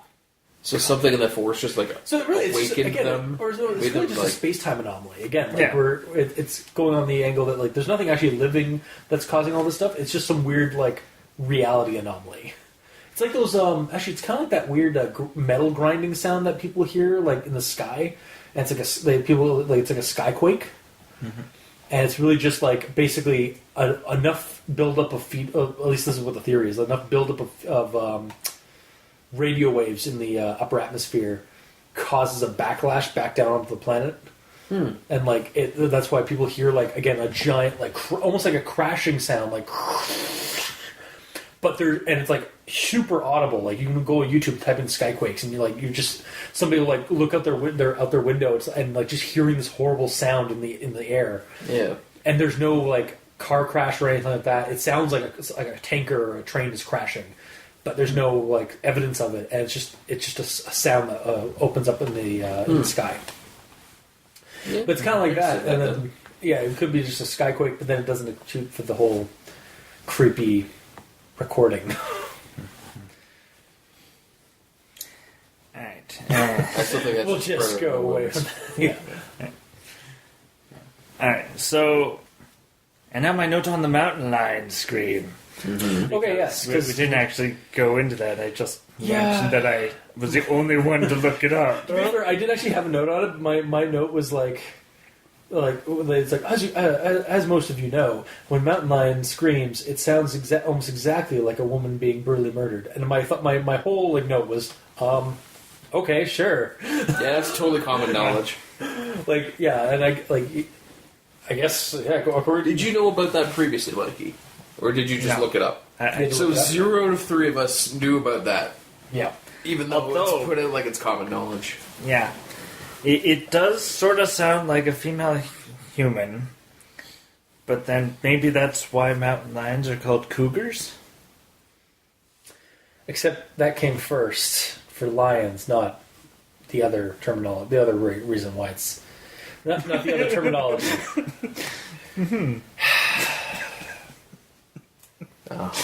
Moving right along. Which it really explains why he was running away from the cougar in the forest. Audience, I mean, he's a married man. Both me and the gamer have just rolled our eyes infinitely across time and space. Go on. Why? I'm fine. Alright. And my last note here that I have in my notes is in regard to aliens? Question mark. Because, you know, it had to be brought up. Yeah. Because of all this. And I have a quote associated to it, which is why... Which story? Well, it's in part 3. Okay. And it was like my buddy said. The kid had been taken off the face of the earth, put in suspended animation, and dropped on this mountain months later, only to die of exposure. He's never really gotten over that one. I would like to point out that I did bring that up, that it was either some kind of weird space-time anomaly where the kid just, like, got swallowed up by a portal, or, like, lost time / alien abduction theory. Yeah. And then, continuing with the aliens. Yes. Gives us a thought process for the stairs. What if the stairs are like the boarding ramp for the spaceship, and the spaceship's cloaked, Except for, and then they have like it's like the TARDIS. Like the stairs themselves are like camouflaged to look normal, and the rest of the ship has a stealth drive that only affects the outer shell. It doesn't actually affect the. If you were to look behind the stairs, you'd see it's actually invisible. But if you like on the one side, but if you go on the when you look at the other side's camouflage, like out of the TARDIS style camouflage, to look like an ordinary thing, and then you walk up them and you accidentally do something. You basically, like, if you're not the right person or not the right trigger for it, like, it sets something off somewhere else. It shoots like a beam, just like kills somebody halfway across the park. Or slices off, like, the person's hand, because, like, they basically pass their hand through, like, some kind of a barrier. Or, again, like causes... It's sad that this is plausible. It sounds kind of, like, the more I think about, like, all the different scenarios, like, we have so far... It would explain why the kid was found at the bottom of one, because they've done experiments. I mean, like fucking aliens, like they could do surgery without penetrating the body. They're just punching holes and getting like samples that way of everything but the heart and lungs. And they figure, like, well, I mean, we only need our hearts and lungs intact. We're fine. So surely these fleshy beings can do that too. No, maybe not. And then, or like, actually, god damn it! Every single instance like of weirdness I'm thinking of, it really could just be aliens. Like, and I was like down for like cosmic horror alien, like just something that we can't perceive or can't understand that's like trying to eat us, though. like an actual like a cosmic organism that's just predatory. But this one works totally fine because again, like. It's like, you activate the button to fire up the laser that eviscerates somebody halfway across the thing, or you just slice off your leg, or you hit the energy barrier that Pop a blood vessel. Sends a surge that that just happens to pop a blood vessel. Also, that was really creepy. I think something's wrong with me, and then drops dead. Yeah, like shit. Like every single weird thing. Yeah, I'm actually. What about the dogs losing the scent? Just teleportation. Or the kids were there, like they were actually really close on the trail, and then he activated something. Like, oh shit! Like the aliens inside panicked, hit a button, and teleported the child. Why didn't they just do that to begin with? To take them experiments, aliens. We can't possibly know their motivations. Fair enough. Like they did something to the kids. Like, okay, now go run. Yeah. See if you're okay. Yeah, or it's like they're doing the physical. Okay. Or like again, like we don't. Or they're doing this like predator style, like this is hunting. They capture a child and let them loose in the forest, and then send out one of their other aliens. Hence why there's another alien doing the child. Or what's more is they take the child, but then have a drone of some kind, like some kind of stealth drone, with the child's scent. They pull from the kid to distract the search and rescue guys. And then when somebody like accidentally jumps on, like goes up the full length of the stairs and like triggers something, they're like, oh shit, we're getting a little too close to notice. All right, get the drone back here, and then like lose the trail that way. So it's kind of possible. Like it's like within the realms of aliens. Like it's kind of like in terms of alien conspiracy within the realms of being able to do whatever because it's aliens. I mean, there's a reason that guy's like, I'm not saying it's aliens, but it's aliens. Yeah. Yeah, you know what? I'm actually not angry with you right now. I feel like I should be, but I'm not. If you had somehow tried to make it sleep paralysis, I'd be a little pissed off. But well, you see, well, there's no such thing as mass sleep paralysis. Yeah, exactly. No, but what's her name? I think it was KD. Oh, you're talking about her KD Wendigo story? When she went bathroom and then woke up 2 days later. It's like that. It's like from that movie Rat. That condition Mr. Bean's character from Rat Race had, where he's just like, I'm gonna do this, and he just falls asleep like standing up. So it's like some kind of mix of that plus like sleepwalking. He just wanders off into the mountains, sleepwalking, envisioning all of that stuff via dream, and then gets woken up from the person talking to her. Or she went bathroom, started to walk away, and the alien that was in a tree shot her with a tranquilizer dart to make her go to sleep, took her onto a ship, did experiments, dropped her off a couple of miles out a couple of days later when she woke up. But she woke up like walking around. Yeah. Yeah, Sleep paralysis and aliens. No, that doesn't work as well. I know. Honestly, again, that one was very clear that, like, based on all the freaking, like, Wendigo stories I've ever read. But she felt like it was only a couple out, like 30 minutes. Yeah, but that's more or less, again, missing time. Yeah. Like, she was obviously delusional, or something was, like, possessing her, or, like, talking to her and some of that. Like, it's that hunger, that, like, cold hunger, situation. For that one, I'm not saying it's Wendigos, but it's Wendigos. Yes. And I mean, again, I don't I'm saying this for the record. I don't hate Wendigo stories. I just think they're super overdone at this point. Like, there's I especially get pissed off when I go online to look up Canadian monsters, and 5 times out of 10 I find Wendigo stories. And it's like, okay, yeah, can we move this Wendigos out of the way? So give some room for some of the other monsters to breathe. Because there's other cool monsters in Canada and North America, Like Slenderman. He's underused. I mean, like native. I mean, like more like, and then there's Slenderman. Yeah, like, and of course the very underused Mexican Slender Man. yes. Yeah. I mean, northern North America, not the southern North America. But yeah, it's just like again, trying to look like Ontario monsters. There is Wendigo, and there's Wendigos, and there's Wendigos, and there's the blonde-headed Bigfoot, and the Toronto Tunnel Monster. And then a shit ton of lake monsters, because God knows Canadians love our lake monsters. And then more Wendigos.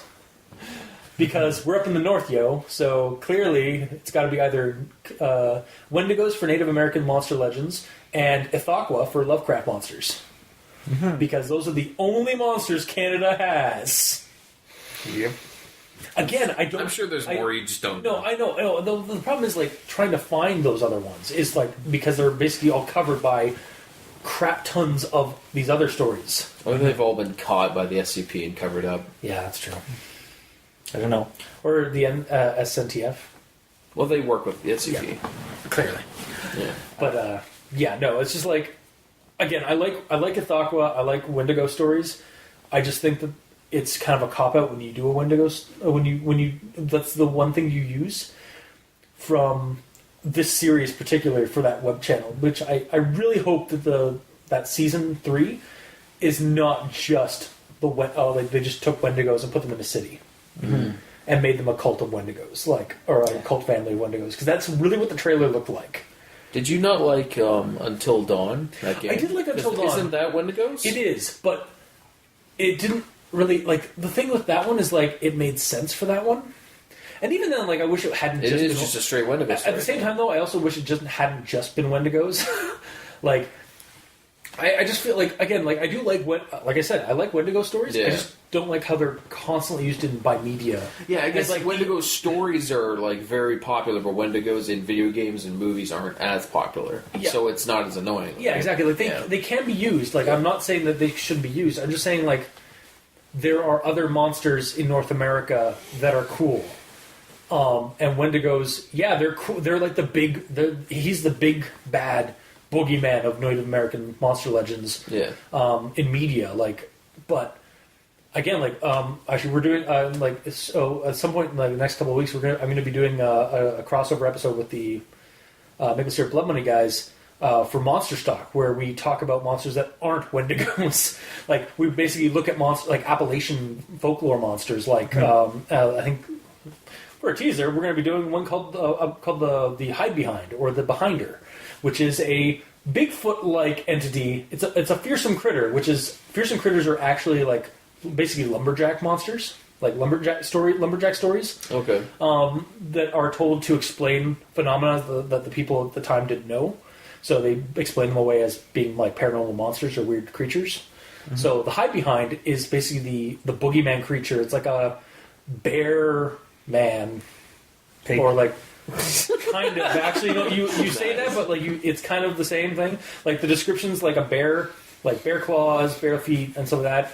It has the ability to like make itself really thin to hide behind trees and stuff like that, and you never see its face. But it's basically the explanation for why some lumberjacks went missing in the woods and never came back. Yeah. It's like, the Hide Behind grabbed them and brought them back to his lair to eat him. So we're going to be covering that one because, like, again, like I feel like Wendigos just get way too much attention and don't leave enough spotlight for some of these other monsters. Like again, the Gardenelle or the Hide Behind or the Raven Mocker. Like, monsters that, like, are cool in their own right, but we just don't get a lot of stories about them. Like, either creepypastas or even, like, scary stories. It's always, the Wendigo, or even the stories that have the rake as, like, the tag, basically, or, like, a skinwalker. They aren't skinwalkers. They're just Wendigo, like, Wendigos in everything but name only. Yeah. So... Sorry, I kind of just took over with my rant of Wendigos, because, yeah. Do you have any more? We're done. I think I'm done for now. In regards to rant, Yes. moose are scary. Yeah, I would love to see a moose monster, like, of some kind. Like, Just a moose. or yeah, just a moose, like, or like, what happens if a moose, or a moose exhibits a little, like, more, like a Starts eating human unnatural, flesh. or exhibits unnatural intelligence, like it's actually smarter, like that would be a fucking amazing Newfoundland story, or like even just like a story elsewhere in North America, because like fucking moose are terrifying on themselves. Like, what happens if they get a little bit smarter? Like shit.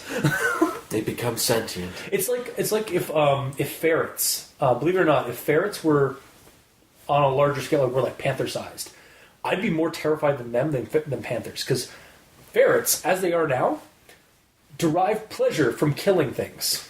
Oh, that's nice. They are not. It's not a dolphins too, or something. I think dolphins fuck for pleasure. Right. But like, yeah, no, ferrets in the wild and stuff like that, they are a part of an animal family that actually kill For as fun. much for pleasure and fun as they do for survival. Yeah.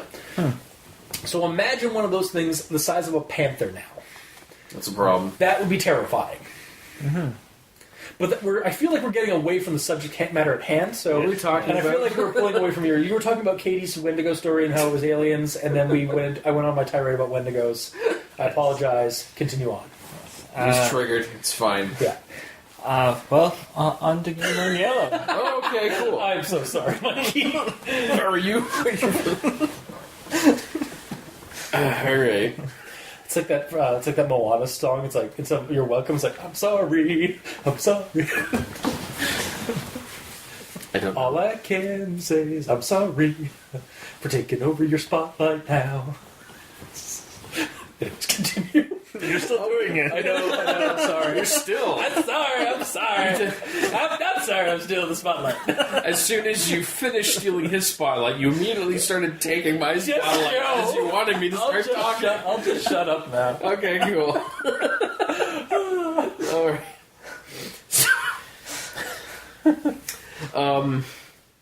Alright, so part 1 in story 1.2, because it's like the 2-part story at the start.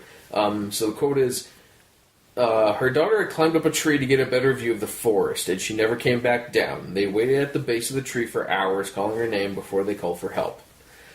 I'd think after 5 or 10 minutes of a mother and grandfather not being able to see or hear their daughter, they'd start freaking out. Not after quote-unquote hours. Yeah, no, which is at least 2 hours of waiting at the That's bottom of the a little bit far fetched for me in terms of like believability. Like, especially since like some of the parents in these stories have like, as soon as they look, they can't find their kid like within like seconds. They're like calling the security search and rescue guys. Well, the problem is like they disappear within seconds, and we're like, what The fuck? Yeah, and like this kid, like I gotta think that you can probably see, again, I don't know. They don't describe what type of tree it is. I was just about to say, but the way I always picture it is it's a pine tree of some kind, because big cedars are a lot easier to climb than like, and you wouldn't be able to see quite that far up, or like it wouldn't be as that high up, or like you wouldn't be that concerned, I guess, in terms of the height wise, if it was a deciduous tree. yes and no, because... Well, I'll just... Because no, it's easier. I was going to say, especially if it wasn't an especially tall tree, so there'd be no possible way of her climbing to a height where she'd be out of sight or out of earshot, specifically. Because even if it's something that's very leafy or whatever, you're in earshot regardless. Yeah, like- so if they're saying her name, she'd be able to hear.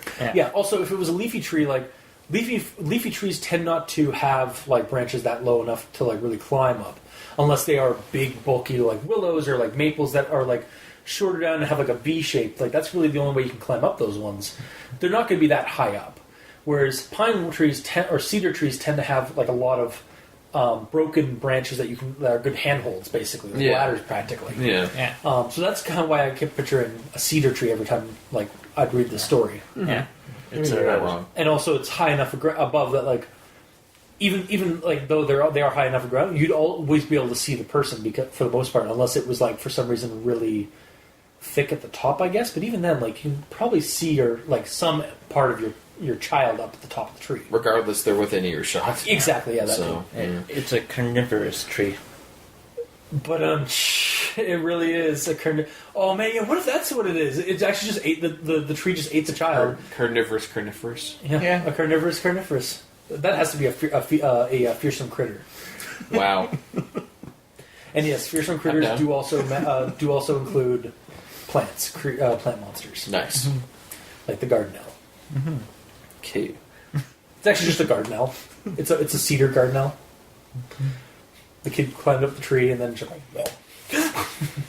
opened up. Every time I say garden owl, I keep like wanting to sounds think like a Pokemon, garden right? gnome. No, I keep Oh. wanting to think garden gnome because you're starting with garden. I know. Well, I actually wrote it wrong. It does on my also sound notes like a Pokemon, you're right. because I wrote it as Gardenie, but like when I looked at it again last night to look up the creature and stuff like that, I was it's Garden Owl. Shit. Okay. Yeah. No, it could totally be that. Like I'd be down with that. Like it's just this carnivorous plant monster. Actually, it would add the there's a lot of those like carnivorous trees like supposedly in like southern parts of the southern hemisphere. Like there's legends of it in Africa, New Zealand, South America, of literally trees with where their branches become tentacle creatures and like grab people and like throw them into the top where the maw is. Oh jeez. So I could totally but we never really see one of North America. Or we never really hear about North America. Because they're super sneaky. Exactly. Because this one didn't go, "Rah, I'm a monster, I might This eat one you." is just like... Because then the people in the barn are like, my God. Or this one was like, ooh, human, or ooh, bigger meat sack. Oh. Yeah. Because usually it's used to eating like smaller animals and stuff that climb up trees. Mm-hmm. I think I really fall in love with this monster story now. Mm-hmm. Damn it! Or it's so sneaky that, like, the trunk's going up, right? And then really high up, there's just an opening in the trunk. And she goes in And it's like, what's in and there? then she goes, yeah. You know? Or, like, that's where the tongue comes out and grabs it. Yeah, exactly. Or like, that's why they've only found like bits and pieces of like later on. It's actually like kids just Coughs off with that, or like or like the kid doesn't make it all the way in. Yeah. Just like it's like friggin' Attack on Titan, where they just chomp down and you just see the parts fall out or fall off that they didn't get. I'm down. Down to clown with these horrible tree monsters that are eating people. Well, as long as I'm not being currently eaten. That's true. Yeah. Yes.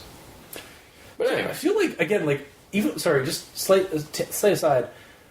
So we've got killer tree monsters, Yes. killer stair monsters, Yes. Aliens. aliens, both.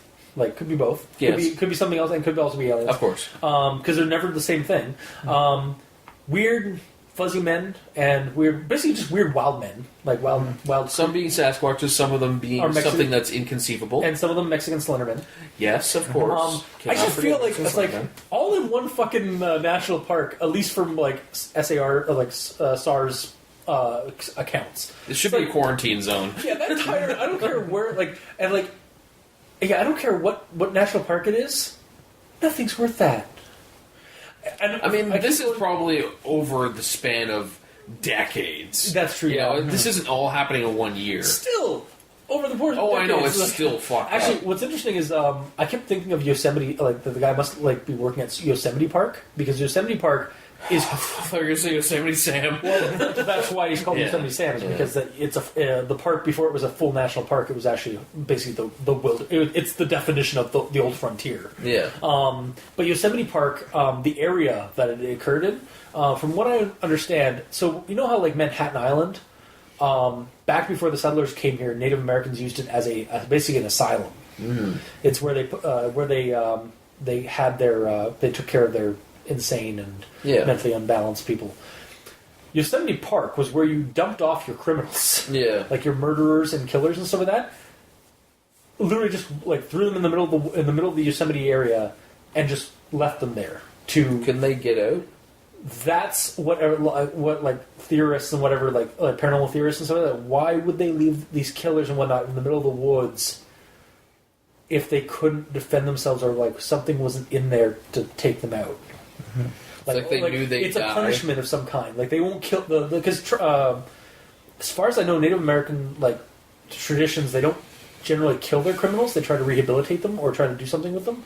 And the monster there's no doesn't execution. immediately. Some of these monsters don't immediately kill. They capture the person and feed them and take care of them. And say you can't leave this area. Yeah. So I got to think like maybe that's like part of the angle of the story is like those same kind of like ideas or stories or legends of like Yosemite Park and I have to assume other woodland areas on the West Coast. Mm. And I heard that from it was mentioned out of game of a Cthulhu game, like the guy who's running it, like this is actually stuff that happens. Like this is like what like legends and stuff I've heard of like Yosemite area and stuff like whatnot. And it's like, yeah, you got to think of it. It's like if they like just drop these criminals off, these bad people, these people who are capable of like being predators and hunters themselves, and they leave them out in the wilderness like that. Why? Like, Yeah, because why is this a punishment? technically, if they're that dangerous, they would be able to survive and make it back Exactly, to yeah. wherever. But apparently else they is. don't, and they're just like left off in the. Yeah, it's like, what did they know that we didn't? Something in And that's there. yeah, and like they said, like the stair thing has been there since like the parks were open. Well, that's just because people started going in and like inhabiting the park. Like that's why they started seeing them and noticing them. It's not that they just sprung up because it's because they were there the whole time. And I mean, maybe they weren't stairs back before the parks because basically, like, let's face it, the white man was the one that started the park. So the thing that was whatever was camouflaging as stairs that wasn't stairs beforehand. Now they're basically just taking whatever the white man or the subconscious has for like stairwell or like a ramp or something like that for them. It's like the alien ship lands, and like they have the power to cloak their ship, but they can't cloak the stairs. Like I said, yeah. But yeah. they do a scan, and the first set of stairs that it finds, it takes that. So it's like it adopts that to their. So during the Native American times, it was basically just stone stone steps, or like basically just a slope that went up nowhere. Mm-hmm. Like it was a slope that just ended abruptly. Yeah. Mm-hmm. That's creepy.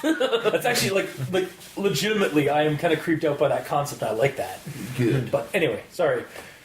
On my second note? Yeah, keep going. I'm sorry, guys. I steal spotlight on the show. No, we're here to discuss each other's points. I know. You're doing good. Okay, cool. Mm-hmm. Yes. I'll just be quiet a little bit more. Okay, good. Alright, still on part 1, story 4. So, the man climbs the mountain, finds the man with no climbing gear, walking up to him. His face is blank, he freaks out, falls down, breaks his leg, trying to climb down too fast, all that. Yeah. Mexican Slenderman situation. I didn't see him as Mexican Slenderman, of course, because I read that he had a parka on and not a poncho. I immediately, as soon as you said Mexican Slenderman, I meant Mexican standoff Slenderman. As soon as he gets up, it's like, hello? Going back down? There would need to be multiple people for a Mexican standoff, I believe. There were multiple people. There was that guy. There was that guy. 2. Needs to be more than 2. Oh, that's true, yeah. I'm sorry. 2 is like a duel. Yeah. You know, Yeah. a showdown. Somebody in the comments is going to comment about that being wrong. It's like, I'm aware it's wrong. Good.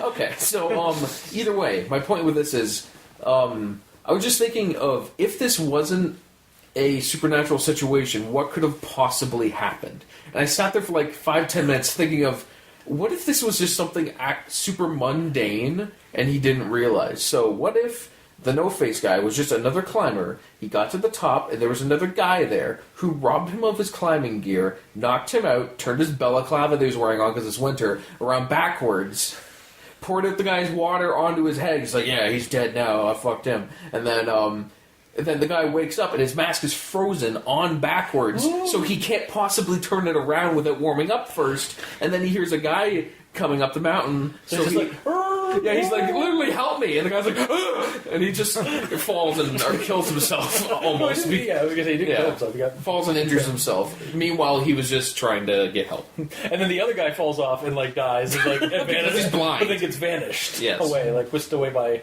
the supernaturalist that is the forest. So it was really just like a horribly contrived, mundane situation. Yep. It's one of those. Some dickhead was also climbing at the same time, and just like, and he's the real asshole of all. Yeah, this. that robber, the guy up there. On the mountaintop. Yeah, of course. Jesus Christ. It's that or Mexican Slumberman, one of the two. Yeah, It's hard to say. clear. So, on to page 2, the first story. So just quickly, this is the first story where I noticed, okay, the tense of this whole situation is wrong. I'm not going to talk about it, but the whole situation with the cane.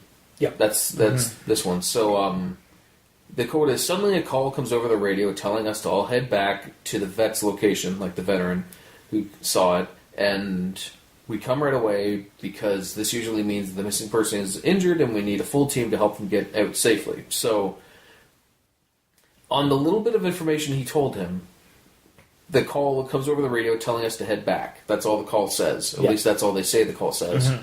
So they called off all their progress in the direction that they were going to go back to the starting location for the guy to go, look, Kane. Yeah, I mean, Great, now I just lost all my progress going in that location, and that guy probably got away now. like story-wise, it's good for like tension, so that, like for the zinger at the end. But at the same time, in realism, it's like that's You're not like, the story. hey, sir, yeah, I found the guy's cane in a tree. Okay, is the guy there? No. Also, continue. Also, no. It's, Okay. Also, weird thing. It's 30 feet above the ground. How old was this guy? It's like, I think he was like really old. He's like 40. Okay. We're gonna keep doing this. We're gonna be a little bit more cautious. We're gonna start looking up in the sky, in the trees now. Roger, Dodger. Over and out. Yeah. Yeah. And then they proceeded for another couple of hours before giving up. Yeah. Because They did rationalize at the end there that the guy was abducted by someone, and the abductor took it and threw it up as a trophy. I could kind of see that, like, because again, there are fucked up people in the woods sometimes. Yeah. Like even like again, real stuff. Like the people are fucked up and do shit in the woods and kill people in the woods and like do weird shit. Not just like monster men or aliens or anything. Just weird people.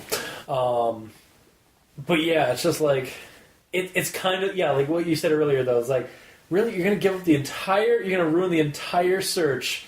Because you found that bit of evidence on the like. And he clearly could have just described over the radio. It was like so fucked up. We're done. Nope out. Yeah, it's one thing if it was his cane and his arm was still connected to it. That then they'd be like, I'm gonna go home exactly. now. Like if it was like still attached because it was like on like. But it's got like death grip going. No death grip, dude. Or either death grip or like it was just like the Wii mote. Like it's like a Wii. It's like, a wrist strap. It does have a wrist strap. It does have a wrist strap. So like, yeah. So it's just like hanging there. It's like It's like how'd you guys even notice that? It's like some blood dropped on my shoulder. I thought a bird whipped at me. That stuff was red. I looked up. Yep. And I regretted it entirely. Yeah, that'd be pretty fucked up. Yeah.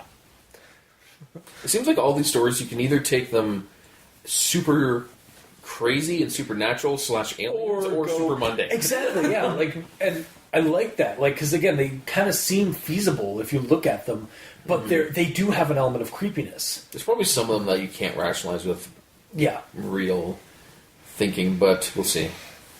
So, page 2, story 2. So, I don't recall specifically what this one is about. I can check real quick if it matters.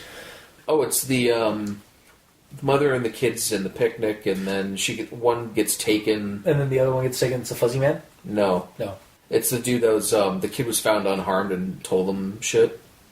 So, I think. Oh, whatever, it doesn't matter. Either way, essentially, did the police get... Oh, this, yeah. So, this is when the mother turns around, turns back, and one of the kids is gone, and the two kids are like, the scary man, the big man with the scary face took him. Yeah. And, like, they didn't care. They seemed like they were drugged. Yeah, like, so after that situation, wouldn't they... Like, if the mother is describing that her kids were acting like this, wouldn't the kids get blood tests? Yeah, and then the police would know if they were actually drugged or not? And if it wasn't, that means that they were, like, something weird, other weird is going on. Again, mundane situation. Yeah, no, like, legit, like, yeah. The freaking scarecrow comes out and shoots the freaking dust in their eyes, but instead of it being a hallucinogenic thing, it's just kind of a sedative. Yeah. Well, here's the other thing about that, like, it's another thing about these stories is, like, yeah, we're not getting all the details because we're hearing it from one side. And he wouldn't necessarily have all the details. And that's also what makes them creepy is that we don't have all the information. Yeah. Because as soon as you start, like, getting all the information, the story stops to kind of be scary. Yeah, but it suddenly becomes explained. When you start getting information, like, as it's giving us later on with the stairs and telling us things about it, you're learning about it and it's escalating. It is getting creepier that way, but, like... If this one was later on, and you found out through whatever that there was a blood test done and they found that there was no sign of any drugs in the kid's system, then you know that it's something supernatural. Yeah, but this story also, like, lends itself to be, like... I'm not saying, like, we shouldn't always have all the details and stuff like that, but, like, that is one of the ways you do, like, make things a little bit creepier. It's like, yeah, like, we're also, like, thinking on it a little bit harder than... I think we're basically thinking on it less than the face value, like, to make it creepy. Because we're not thinking, like, well, why didn't we... Where's the blood test and stuff like that? Like, why was it sedated and stuff like that? I think it was more like... It's left to assume that, like... It was like they were drugged, but they weren't actually drugged. It was all like, again, they were left in a daze because of the supernatural element or whatever. Or something creepy going on. But the police actual procedure would go, they act like they're drugged, well, just give me a blood test. Yeah. But in this situation, our narrator, SAR, didn't have a friend in the police force at the time. No, so I guess not. Give him Yeah, information that's too. Because that's the other thing about the story. There was a guy who knows a guy who knows a guy. There's like a handful of, like, these stories. It was like, luckily I happen to know the coroner. Luckily I happen to know the guy in the police office. Yeah. I mean, like, that's fine. Like, it's just funny that, like, he kept knowing people. Or he knows a guy who knows a guy. Yeah. But it works. So on to page 3, the intro. The quote is, "I'm going to write as many as I can think of." And he's talking about all the ones he's going to write down. Yeah. So the way that that's written, it kind of makes it sound like he's making all this up. Because, like, he's saying, I'll write as many as I can think of. Yes, I know. But if it was like, I'm going to write as many as I can remember... That would be a little bit clearer. However, it's... Because then it sounds like he's actually recalling it, and he's not just thinking up shit. I understand what you're saying. This also could be a subtler version of, like, what they did with that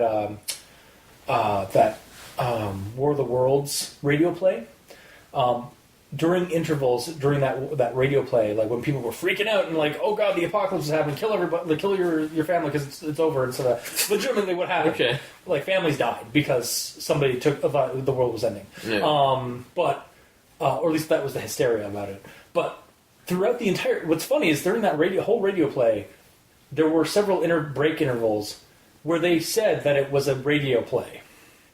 So this could be... That was during the gunfire. Yeah, this could be a subtle way of the author saying, I'm making these up. These aren't real accounts. This is read at NoSleep. You shouldn't take this serious. Kind of as a subtle, like, kind of like... Or, like, just like kind of a in-character way of telling the audience, don't take this as reality. This is just a fictionalized reality. And, like, that's exactly what I got out of it, but it almost sort of pulled me out of the situation, because it's like, almost, but did not. Yeah. Because the other way I could see it is, like, it's just, like, that's how they said they remember, like, they'll try and remember the stories. They, like... But yeah, I understand where you're coming from. Like, it does sound like they're just making up all these stories. Yeah, at the same time, I think it was either a really subtle way of saying, yeah, these are fictional stories, but in character, or just that they misread. They not so much miswrote, but used some wording that would be confusing to some people. Like when they were trying to say that, like, they'll try and write as many as they can remember. Yeah. So either it was a nice subtle reminder that these stories aren't fictional and you shouldn't take them seriously, or They goofed up. Well, it's not even really goof, because Yeah, it works either way. It's just I would have preferred that to keep the immersion, that's all. Mm-hmm. But anyways, on to the couple of... Well, actually only 2 notes about page 3. Okay. So, story 1, quote is, "That's when I noticed the sling on her front, and my heart sinks." So this is with the baby. The baby. Yeah. So when I first read that, I didn't know exactly what they meant by sling. I immediately thought of like an arm sling, like her arm was broken and wrapped up in a shirt or something. Yeah. And then I had to realize, so that's what they meant. Yeah, so maybe a better word would have been child sling or baby carrier or something. Or baby swaddle. Sure. Yeah, but again, we've gone over this. This is a toddler.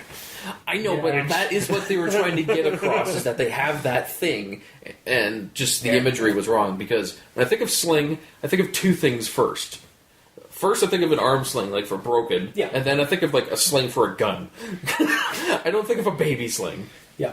But, yeah, just the simple word baby in there would have completely put the proper image in my head immediately.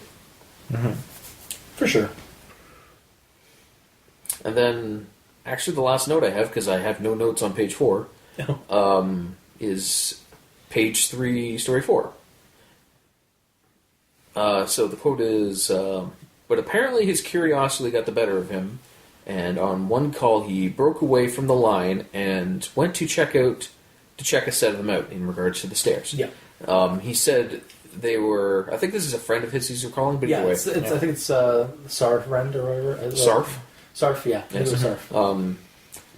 He said that they were about 10 miles from the path where a teenage girl had vanished, and the dogs were following a scent. He was on his own, lagging behind the main group, when he saw a set of stairs off to his left. So, didn't they mention in a recent story that the SAR people call out to each other to keep track of each other?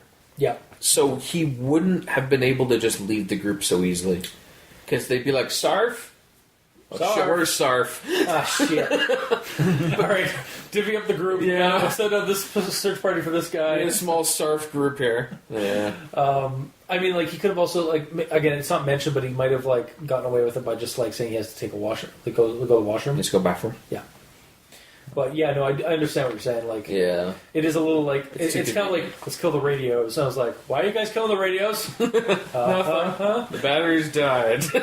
But yeah. That's not a good idea. Damn. Luckily, this is a training exercise. Yeah, that's all I got to say.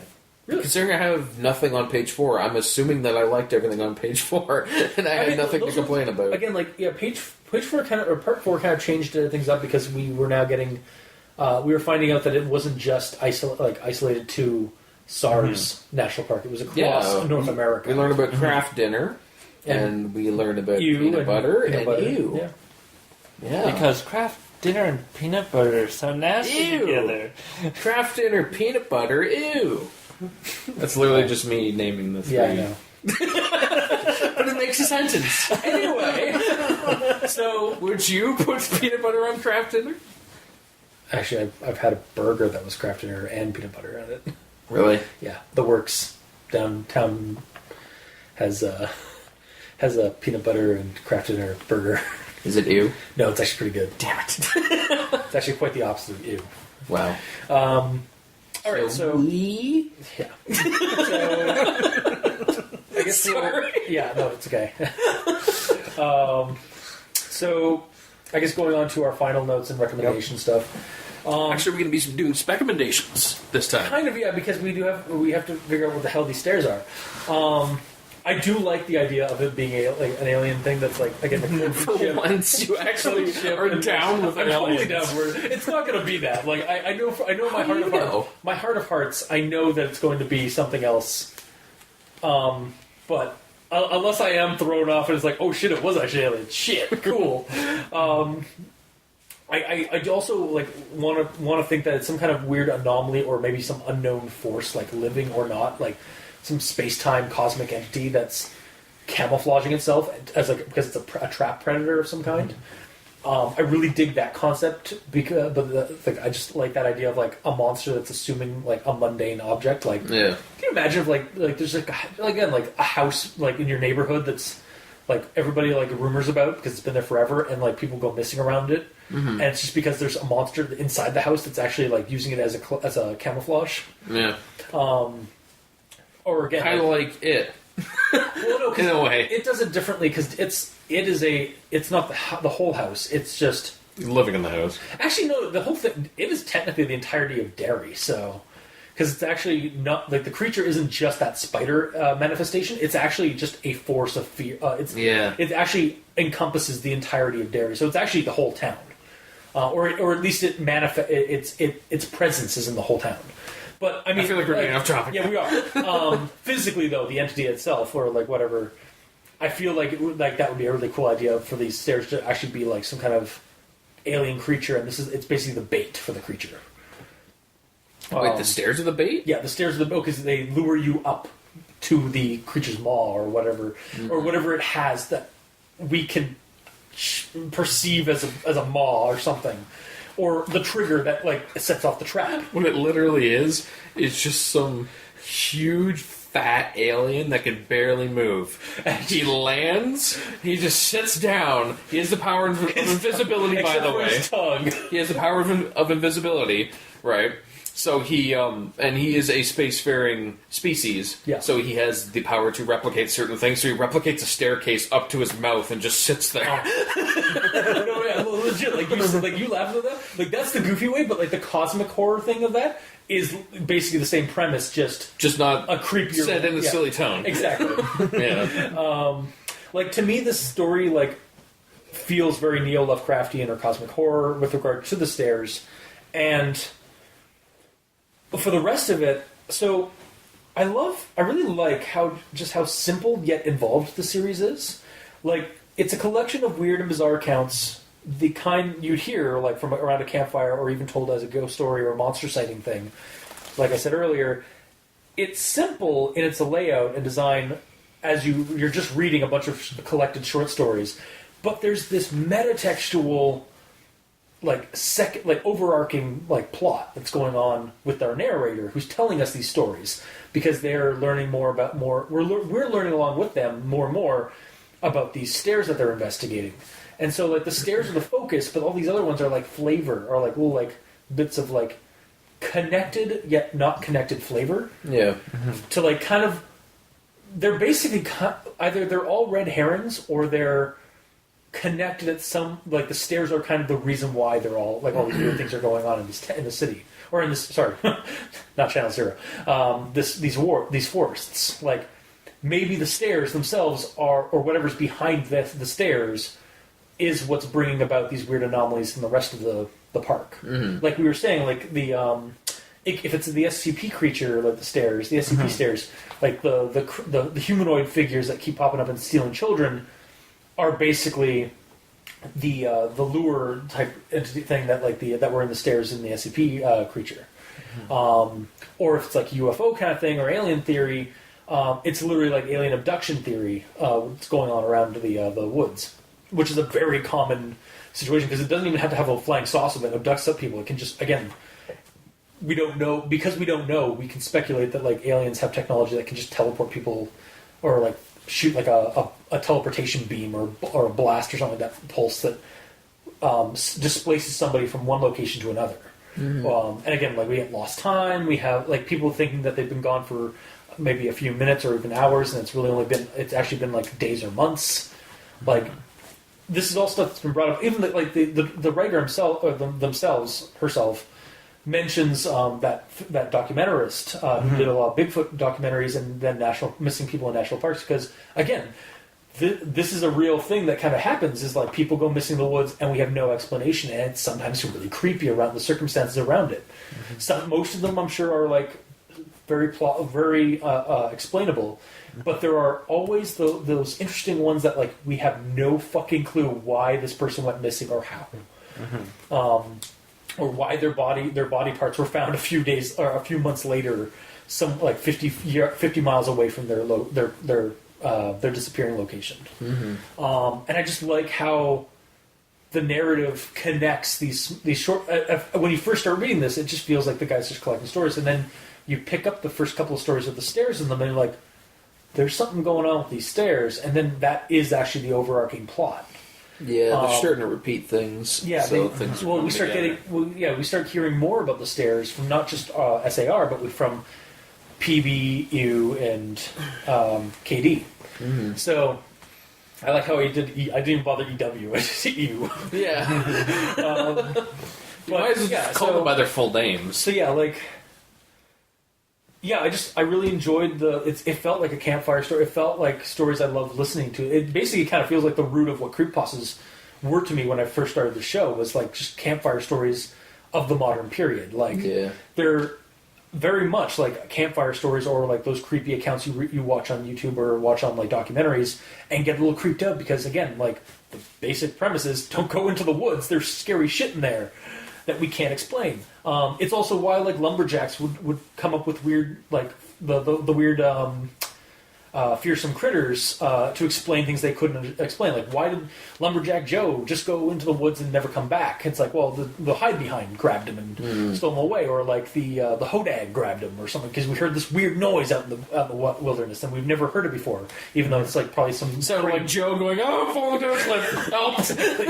Or it's like, oh shit, man, like why was he like trampled like that? Well, like it couldn't have been anything other than like this creature thing or this weird thing. Couldn't possibly be a moose. Exactly, yeah. And again, like, yeah, it's that kind of thing. Yeah. Like, it's there might be a logical explanation, but like, it's so much fun to kind of get creeped out by the unknown or the speculation of like what it is. So, I'm looking forward to the next 4 parts of this series, and I honestly, like, even as it is right now, I recommend this story. Like, I don't know if it's been clear, guys, or to the audience, I've recommended this story since part 1 Nice. because I really enjoy just reading a series of creepy short stories or accounts. So you feel for like the next 4 parts, you're not like, I have to read 4 No, more. You're like, yes, I have to read 4.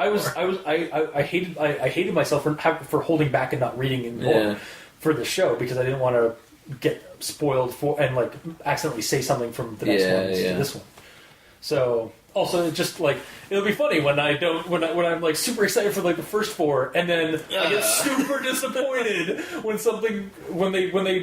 they jump the shark or something in the next 8, or in the next 4 parts, and I'm just like, why? Or it's like, it was all Wendigos. I was like, no.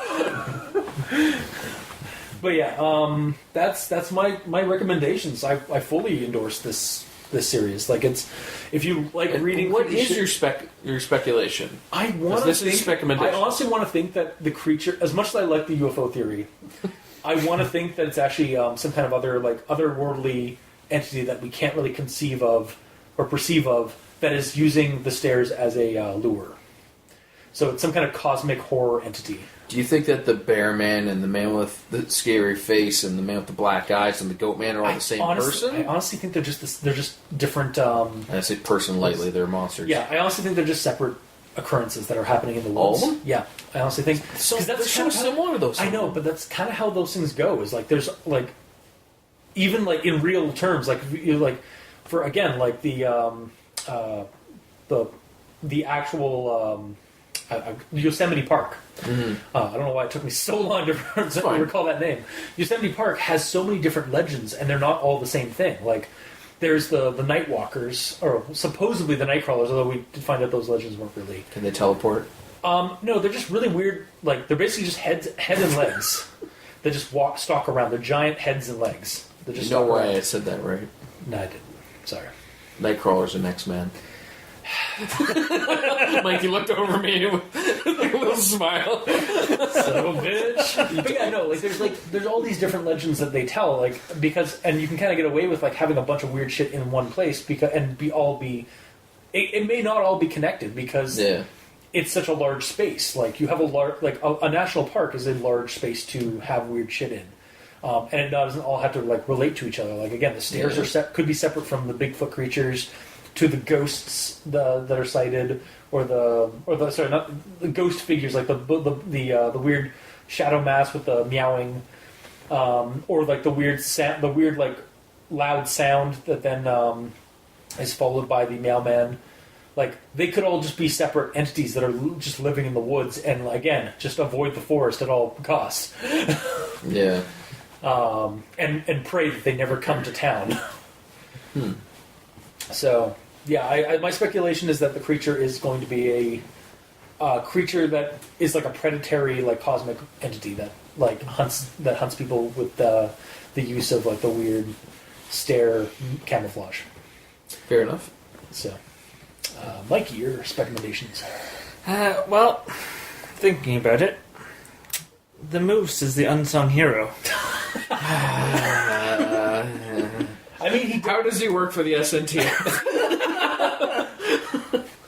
Well, he herded that guy away from danger. That's true, yeah. Because he climbed up one of the non-carnivorous trees. Oh man, I totally forgot about the carnivorous tree. Shit. Yeah, that's another thing I really like about that. I love that theory. The carnivorous. It's like the wilderness is scary. Yeah. Especially the stuff that we don't know about in the woods. So really, the moose is the protector of the forest. Yeah, of course. Yeah. He's actually they're actually super intelligent. They're a hyper intelligent species that like smarter than dolphins. Actually can communicate with humans. And the SNTF got a hold of them and was like, "Yo, you gotta keep the woods protected from people like screwing up and doing stupid shit." It's like, on it. Totally. Because then they can be out there. Yeah. It's like if you're at work and some dude comes in undercover to see if you're doing your job right. Exactly. They're out there undercover making sure that people don't fuck up. Yeah. Yeah, and people see a moose, no one bats an eye. See a staircase. What the fuck? Yeah. And then I'm there, close the. Oh god, the moose is coming toward me! Run! So literally, the meese are just like patrolling around the staircases as they show up. Yeah, basically. Nice. I'm down. That's like their canine unit. The higher up supervisors of the search and rescue are basically the liaisons between the moose and the SNTF. Oh yeah, of course, yeah. Yep. That's why they keep telling everybody, don't bother with it. Don't worry about it. It's already being covered. Yeah. We've got our top man on it. And their meese. We got top man on it. Top moose. I mean, man. Yeah. or yeah, sorry, it's like, we got top moose on it. I mean, top man. Yeah. Actually, it's meese, not moose. Oh my god. Or Mises, if you want. Is actually is meese actually the plural for moose? Yeah, totally. Duh. Sorry. I'm pretty sure the plural of moose is moose. Shut up! What are you doing? Thank you. Damn it! Apparently the E doesn't stand for evil today. It stands for trustworthy. It really doesn't. Anyway. Yeah. So the moose is going to save the day. Mm-hmm. And... Well, he already did once. So you think he's going to come back at the last story and, headbutt the creature and make it explode? Yes. Nice. As I shift my... Suddenly this becomes an action pasta. Oh, yeah, totally.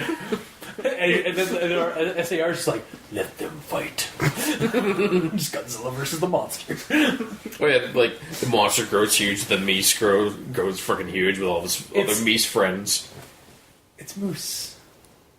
The one moose grows tall, but there's a team of them patrolling. So they Voltron force it up. Yeah, and they make a giant moose monster. And it turns out they're actually just the Lord of Bone from Newfoundland, like the one that's made up of basically moose antlers. There you go, done. Yeah. You're welcome. Thank you. Anyway. Yeah, and the alien thing is kind of interesting. And of course, there's time, Space-time, whatever, but that can be controlled by aliens so easily. Exactly. Like, it could just as easily be like, again, Cthulhu, cosmic horror monster, aliens. They kind of work in tandem. Like the same connection. Both. Yeah. Sorry, for the audience at home, because we're not a visual aid podcast. Mikey's eyes widened, and I knew instantly what he was going to. Aliens, cosmic horror, together. Yes. Yeah, pretty much. I mean, why not? Yeah, no, I'm totally down. I'm not shirking away from this. Mm-hmm. Anyway, so recommendations, though, I guess, for the... Unless you've got more to say about yours. Alright, so... reading as far as we have so far, I would say you have to read at least 3 parts in order to begin to get into the Stair vibe, which brings you to the sequel, Late Night. Yeah. Which we did before this, and we're like, what the heck, Late Night? We don't understand what you're doing. And then we should have read this. It's almost like somebody should have done a little bit more research and figured out if that was a sequel or not to something. Yeah, someone should have. Fuck that. I don't know. Fuck that guy.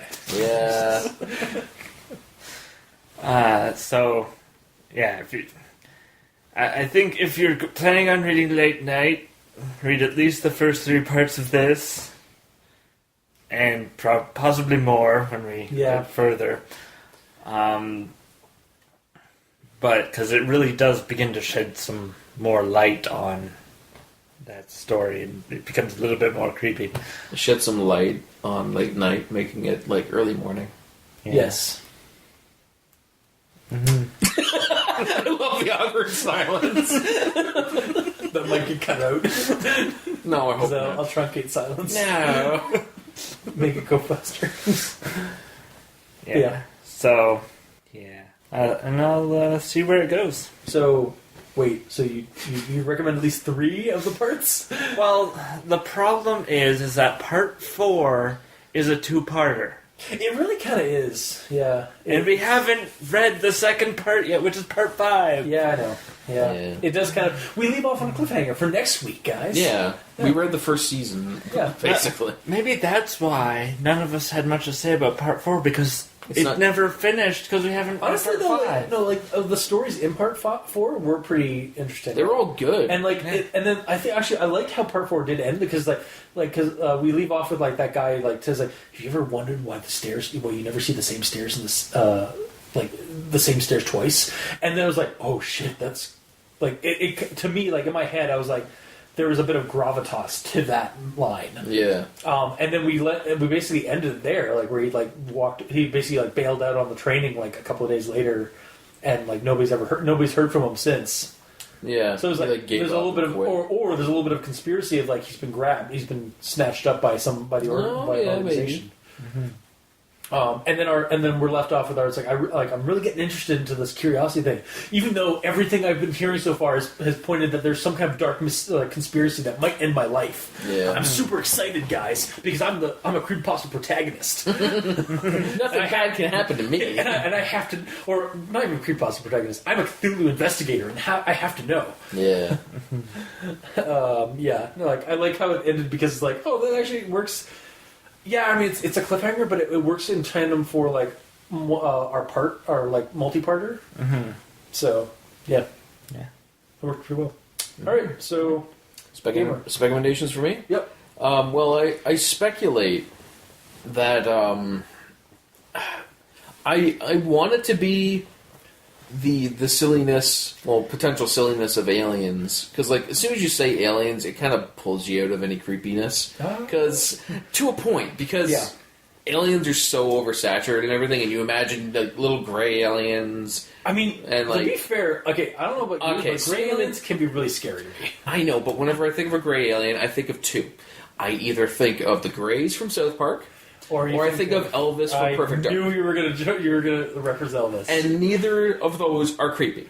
Yeah, they're not creepy. That's the thing. You've been the problem is I've been desensitized. You've been desensitized in a way that you've only experienced the Greys and aliens and stuff like that through more comedic parody means. Yeah, you haven't experienced them through horror lenses. I think honestly, my fear of the Greys comes from X-Files. Watching the X-Files TV, not cartoon. I wish there was an X-Files cartoon.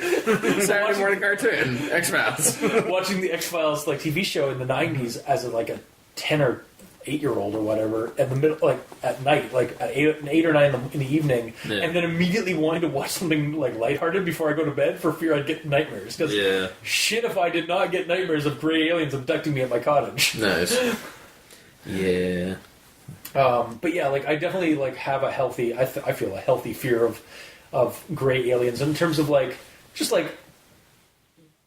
I think it's honestly just like different perspectives. Like you grew up with the aliens through South Park and Perfect Dark. I grew up with aliens through the X-Files and the horror lens. Yeah. So we both have different lenses and we see them through. Well, I also attributed them to E.T. And you know what? I honestly thought... Well, again... that one scene you mentioned, like where he's like running and scares the shit out of you. Well, the beginning of that movie starts off as almost like a horror movie. Kind of. But then, as soon as basically E.T. turns out not to be like threatening, the movie becomes a family film. Yes. That said, I think I also watched that movie at a young enough age that I got nightmares of E.T. at the time. So, yeah. And I was not the worst of it. Like, my cousin actually had even worse. Like, I could say E.T. as a kid to him, and he would freak out. Oh, damn. Yeah, it's like, E.T.'s coming for you. No! E.T.'s coming for you. Just you like, little bastard. Yeah. And he'd like, or like, I'd hide behind a curtain. I remember hiding behind a curtain once, and just like, E.T., go home. And he's like, shut up, E.T. Yeah, I was a horrible child. Yeah. Anyway. At least you can admit it. Yeah. But it was also to cloak my own fear of E.T. because I used to have nightmares of like hiding from E.T. in the woods, so. Yes. Fair enough. Yeah. But yes, I speculate that it is going to be some sort of monster that's controlling all of this. I kind of want to think that most of the monsters said that are named, that have name drops, are the same, but excuse me.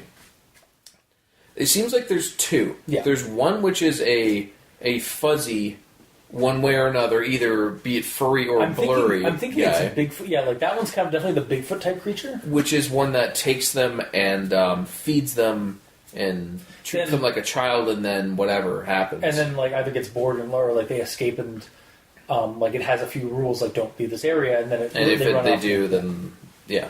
But and then the other one seems to be the one that's more shadowy and kind of aggressive. The one where it the Lynx one? Or not the Lynx. I keep wanting to say Lynx. The Mountain Lion one. That's why I keep getting my Lynx and where like it's taking this huge weird steps, and it's probably the same one that's the big man behind them with black eyes or whatever. Basically like the sneaky one. Basically the more Skinwalker-like creature. Yeah. Like the shape-shifting human, like wild man type character.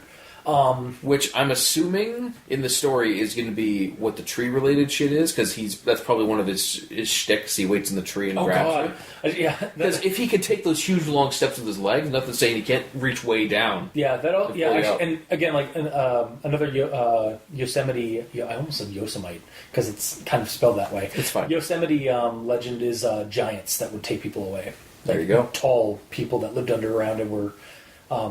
Defeated by the Indians or by the natives, like they escaped into tunnels underground, and the natives basically just threw fire down and then blocked the tunnels by boulders. Yeah, that's actual legends in Yosemite area, and yeah, like that kind of relates or connects to what like some of these humanoid figures we were encountering in this. Mm-hmm. I also, when you said like the thing could be like up in the tree and like snatching people, I instantly think of I just remember the X-Files episode where there were humans that had like a weird like crazy camouflage, like chameleon almost adaptation. They were literally tree people. They would be like you if they stood next to a tree. They camouflaged into the tree because they had like it was almost like Rambo against the tree with the knife. Yeah, it was almost like a paranormal druid style ability. Yeah. Like they almost like tree walked basically, and like when you see like somebody's walking by a tree and then like suddenly the tree's eyes open, and you realize there's a person there. Yeah. But yeah, it could almost be like that kind of thing. Again. That might be the Fuzzy Man. Yeah, it might. Yeah, where like he's all fuzzy because he hasn't taken any form yet. So when he's up against a tree, looks like a tree. Yeah, and that's actually kind of like Penny. Well, again, I don't mean to keep referencing other things. It's just like that's how I like. It kind of reminds me of in the book Pennywise when he confronts the one psychopath kid who has no real fear. Well, Pennywise's form is only like his manifestation as Pennywise the clown is really just a psychic manifestation. So like that manifests of whatever you're afraid of. But if you're not afraid of something... If you're not afraid of anything, like they actually describe in the book, Pennywise couldn't... Like his form was constantly shifting, almost like you couldn't really see any real features of him. because he couldn't assume a form that was scary for the kid. Yeah. He just basically just ate him. Like, it's like, oh, fuck. Oh, but he still killed him? Yeah, he still killed him. Oh. And good riddance, because that kid was fucked up. Was he? Yeah, he was... Yeah. But he Read the book, kids. It's terrifying. Okay, fair enough. Also, bullies are shitty. Well, welcome to every 80s movie ever. Yeah. Every movie Well, ever that to be fair, has I think it helped a lot of those... It and Stand By Me helped a lot with those tropes. But anyway... Again, tangent. Okay, so... Tangents.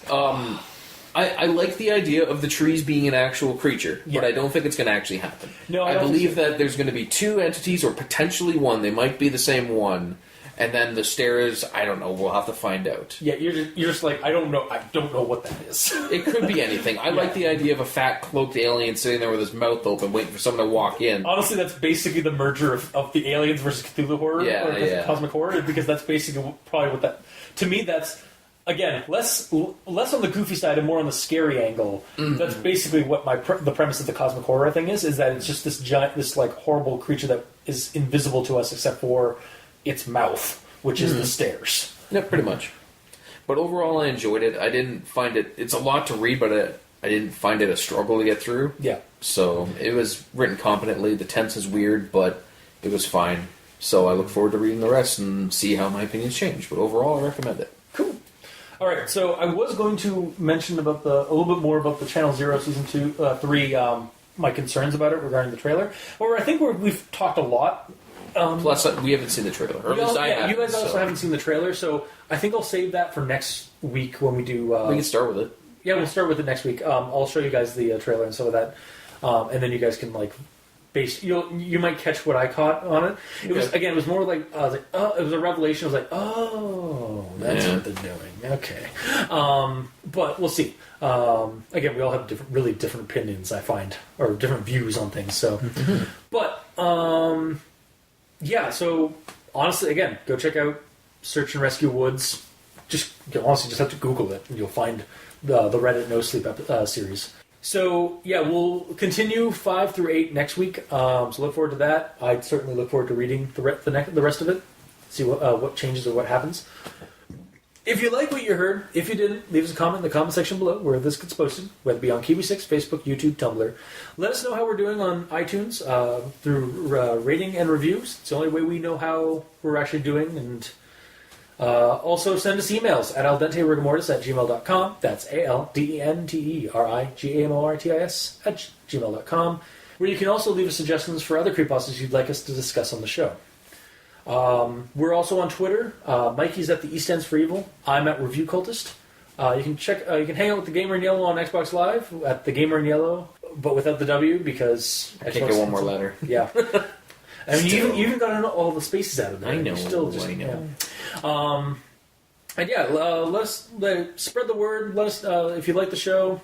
Tell your friends. Apparently, that's how these things go now. You have to distribute. You have to basically share what you like and stuff. Yeah, word of mouth is word of mouth is really how we grow. I find it's how podcasts tend to grow. You can tell I've been listening to other people's podcasts and like figuring out how they grow and how they've gotten to... Anyway, tell your family, tell your friends, tell your dog. Hadge wife, Hadge kid. That too. Because again, the woods are creepy, yo. You can also check out the title cards for each episode at crazonstudios.tumblr.com or on the YouTube channel Al Dente Rigor Mortis, where we have the video section of each episode. And if you'd like to support the show, you can go to Patreon, look up Al Dente Rigor Mortis, and we have backer tiers that give you extra episodes, special episodes, behind-the-scenes stuff, and early access. And for those of you that are helping support the show already on Patreon, thank you immensely. You're helping keep the hosting bills at bay, and we very much appreciate that. So, until next time, I have been your host, Review Cultist. I'm Mikey, the E stands for evil. And I'm the Gamer in Yellow. And this has been a very lengthy episode of Al Dente Rigor Mortis. Sleep well.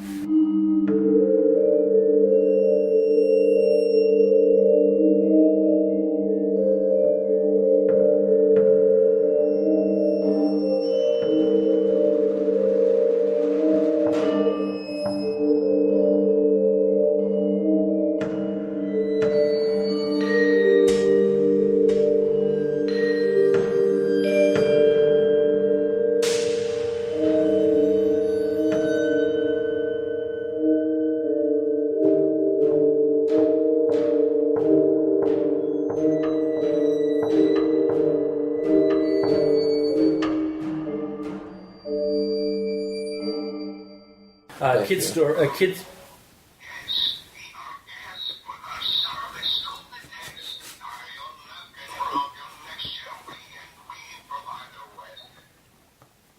Editing. It's okay, I love saying Yeah. it. Hence why it's called Secure, Contain, Protect. It's actually what SCP means. Yes. We know. Oh, really? Because when I've edited those episodes, you guys sounded like you guys didn't know what it meant.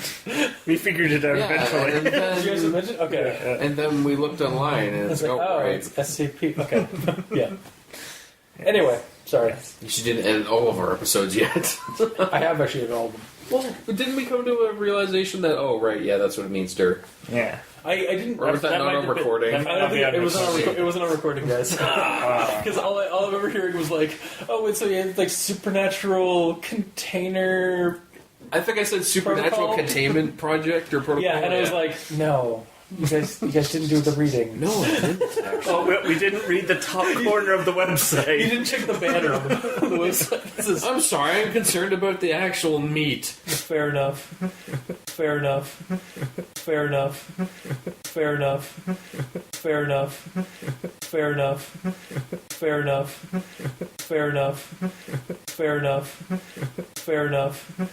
Fair enough. Fair enough. Fair enough. Fair enough. Fair enough. Fair enough. Fair enough.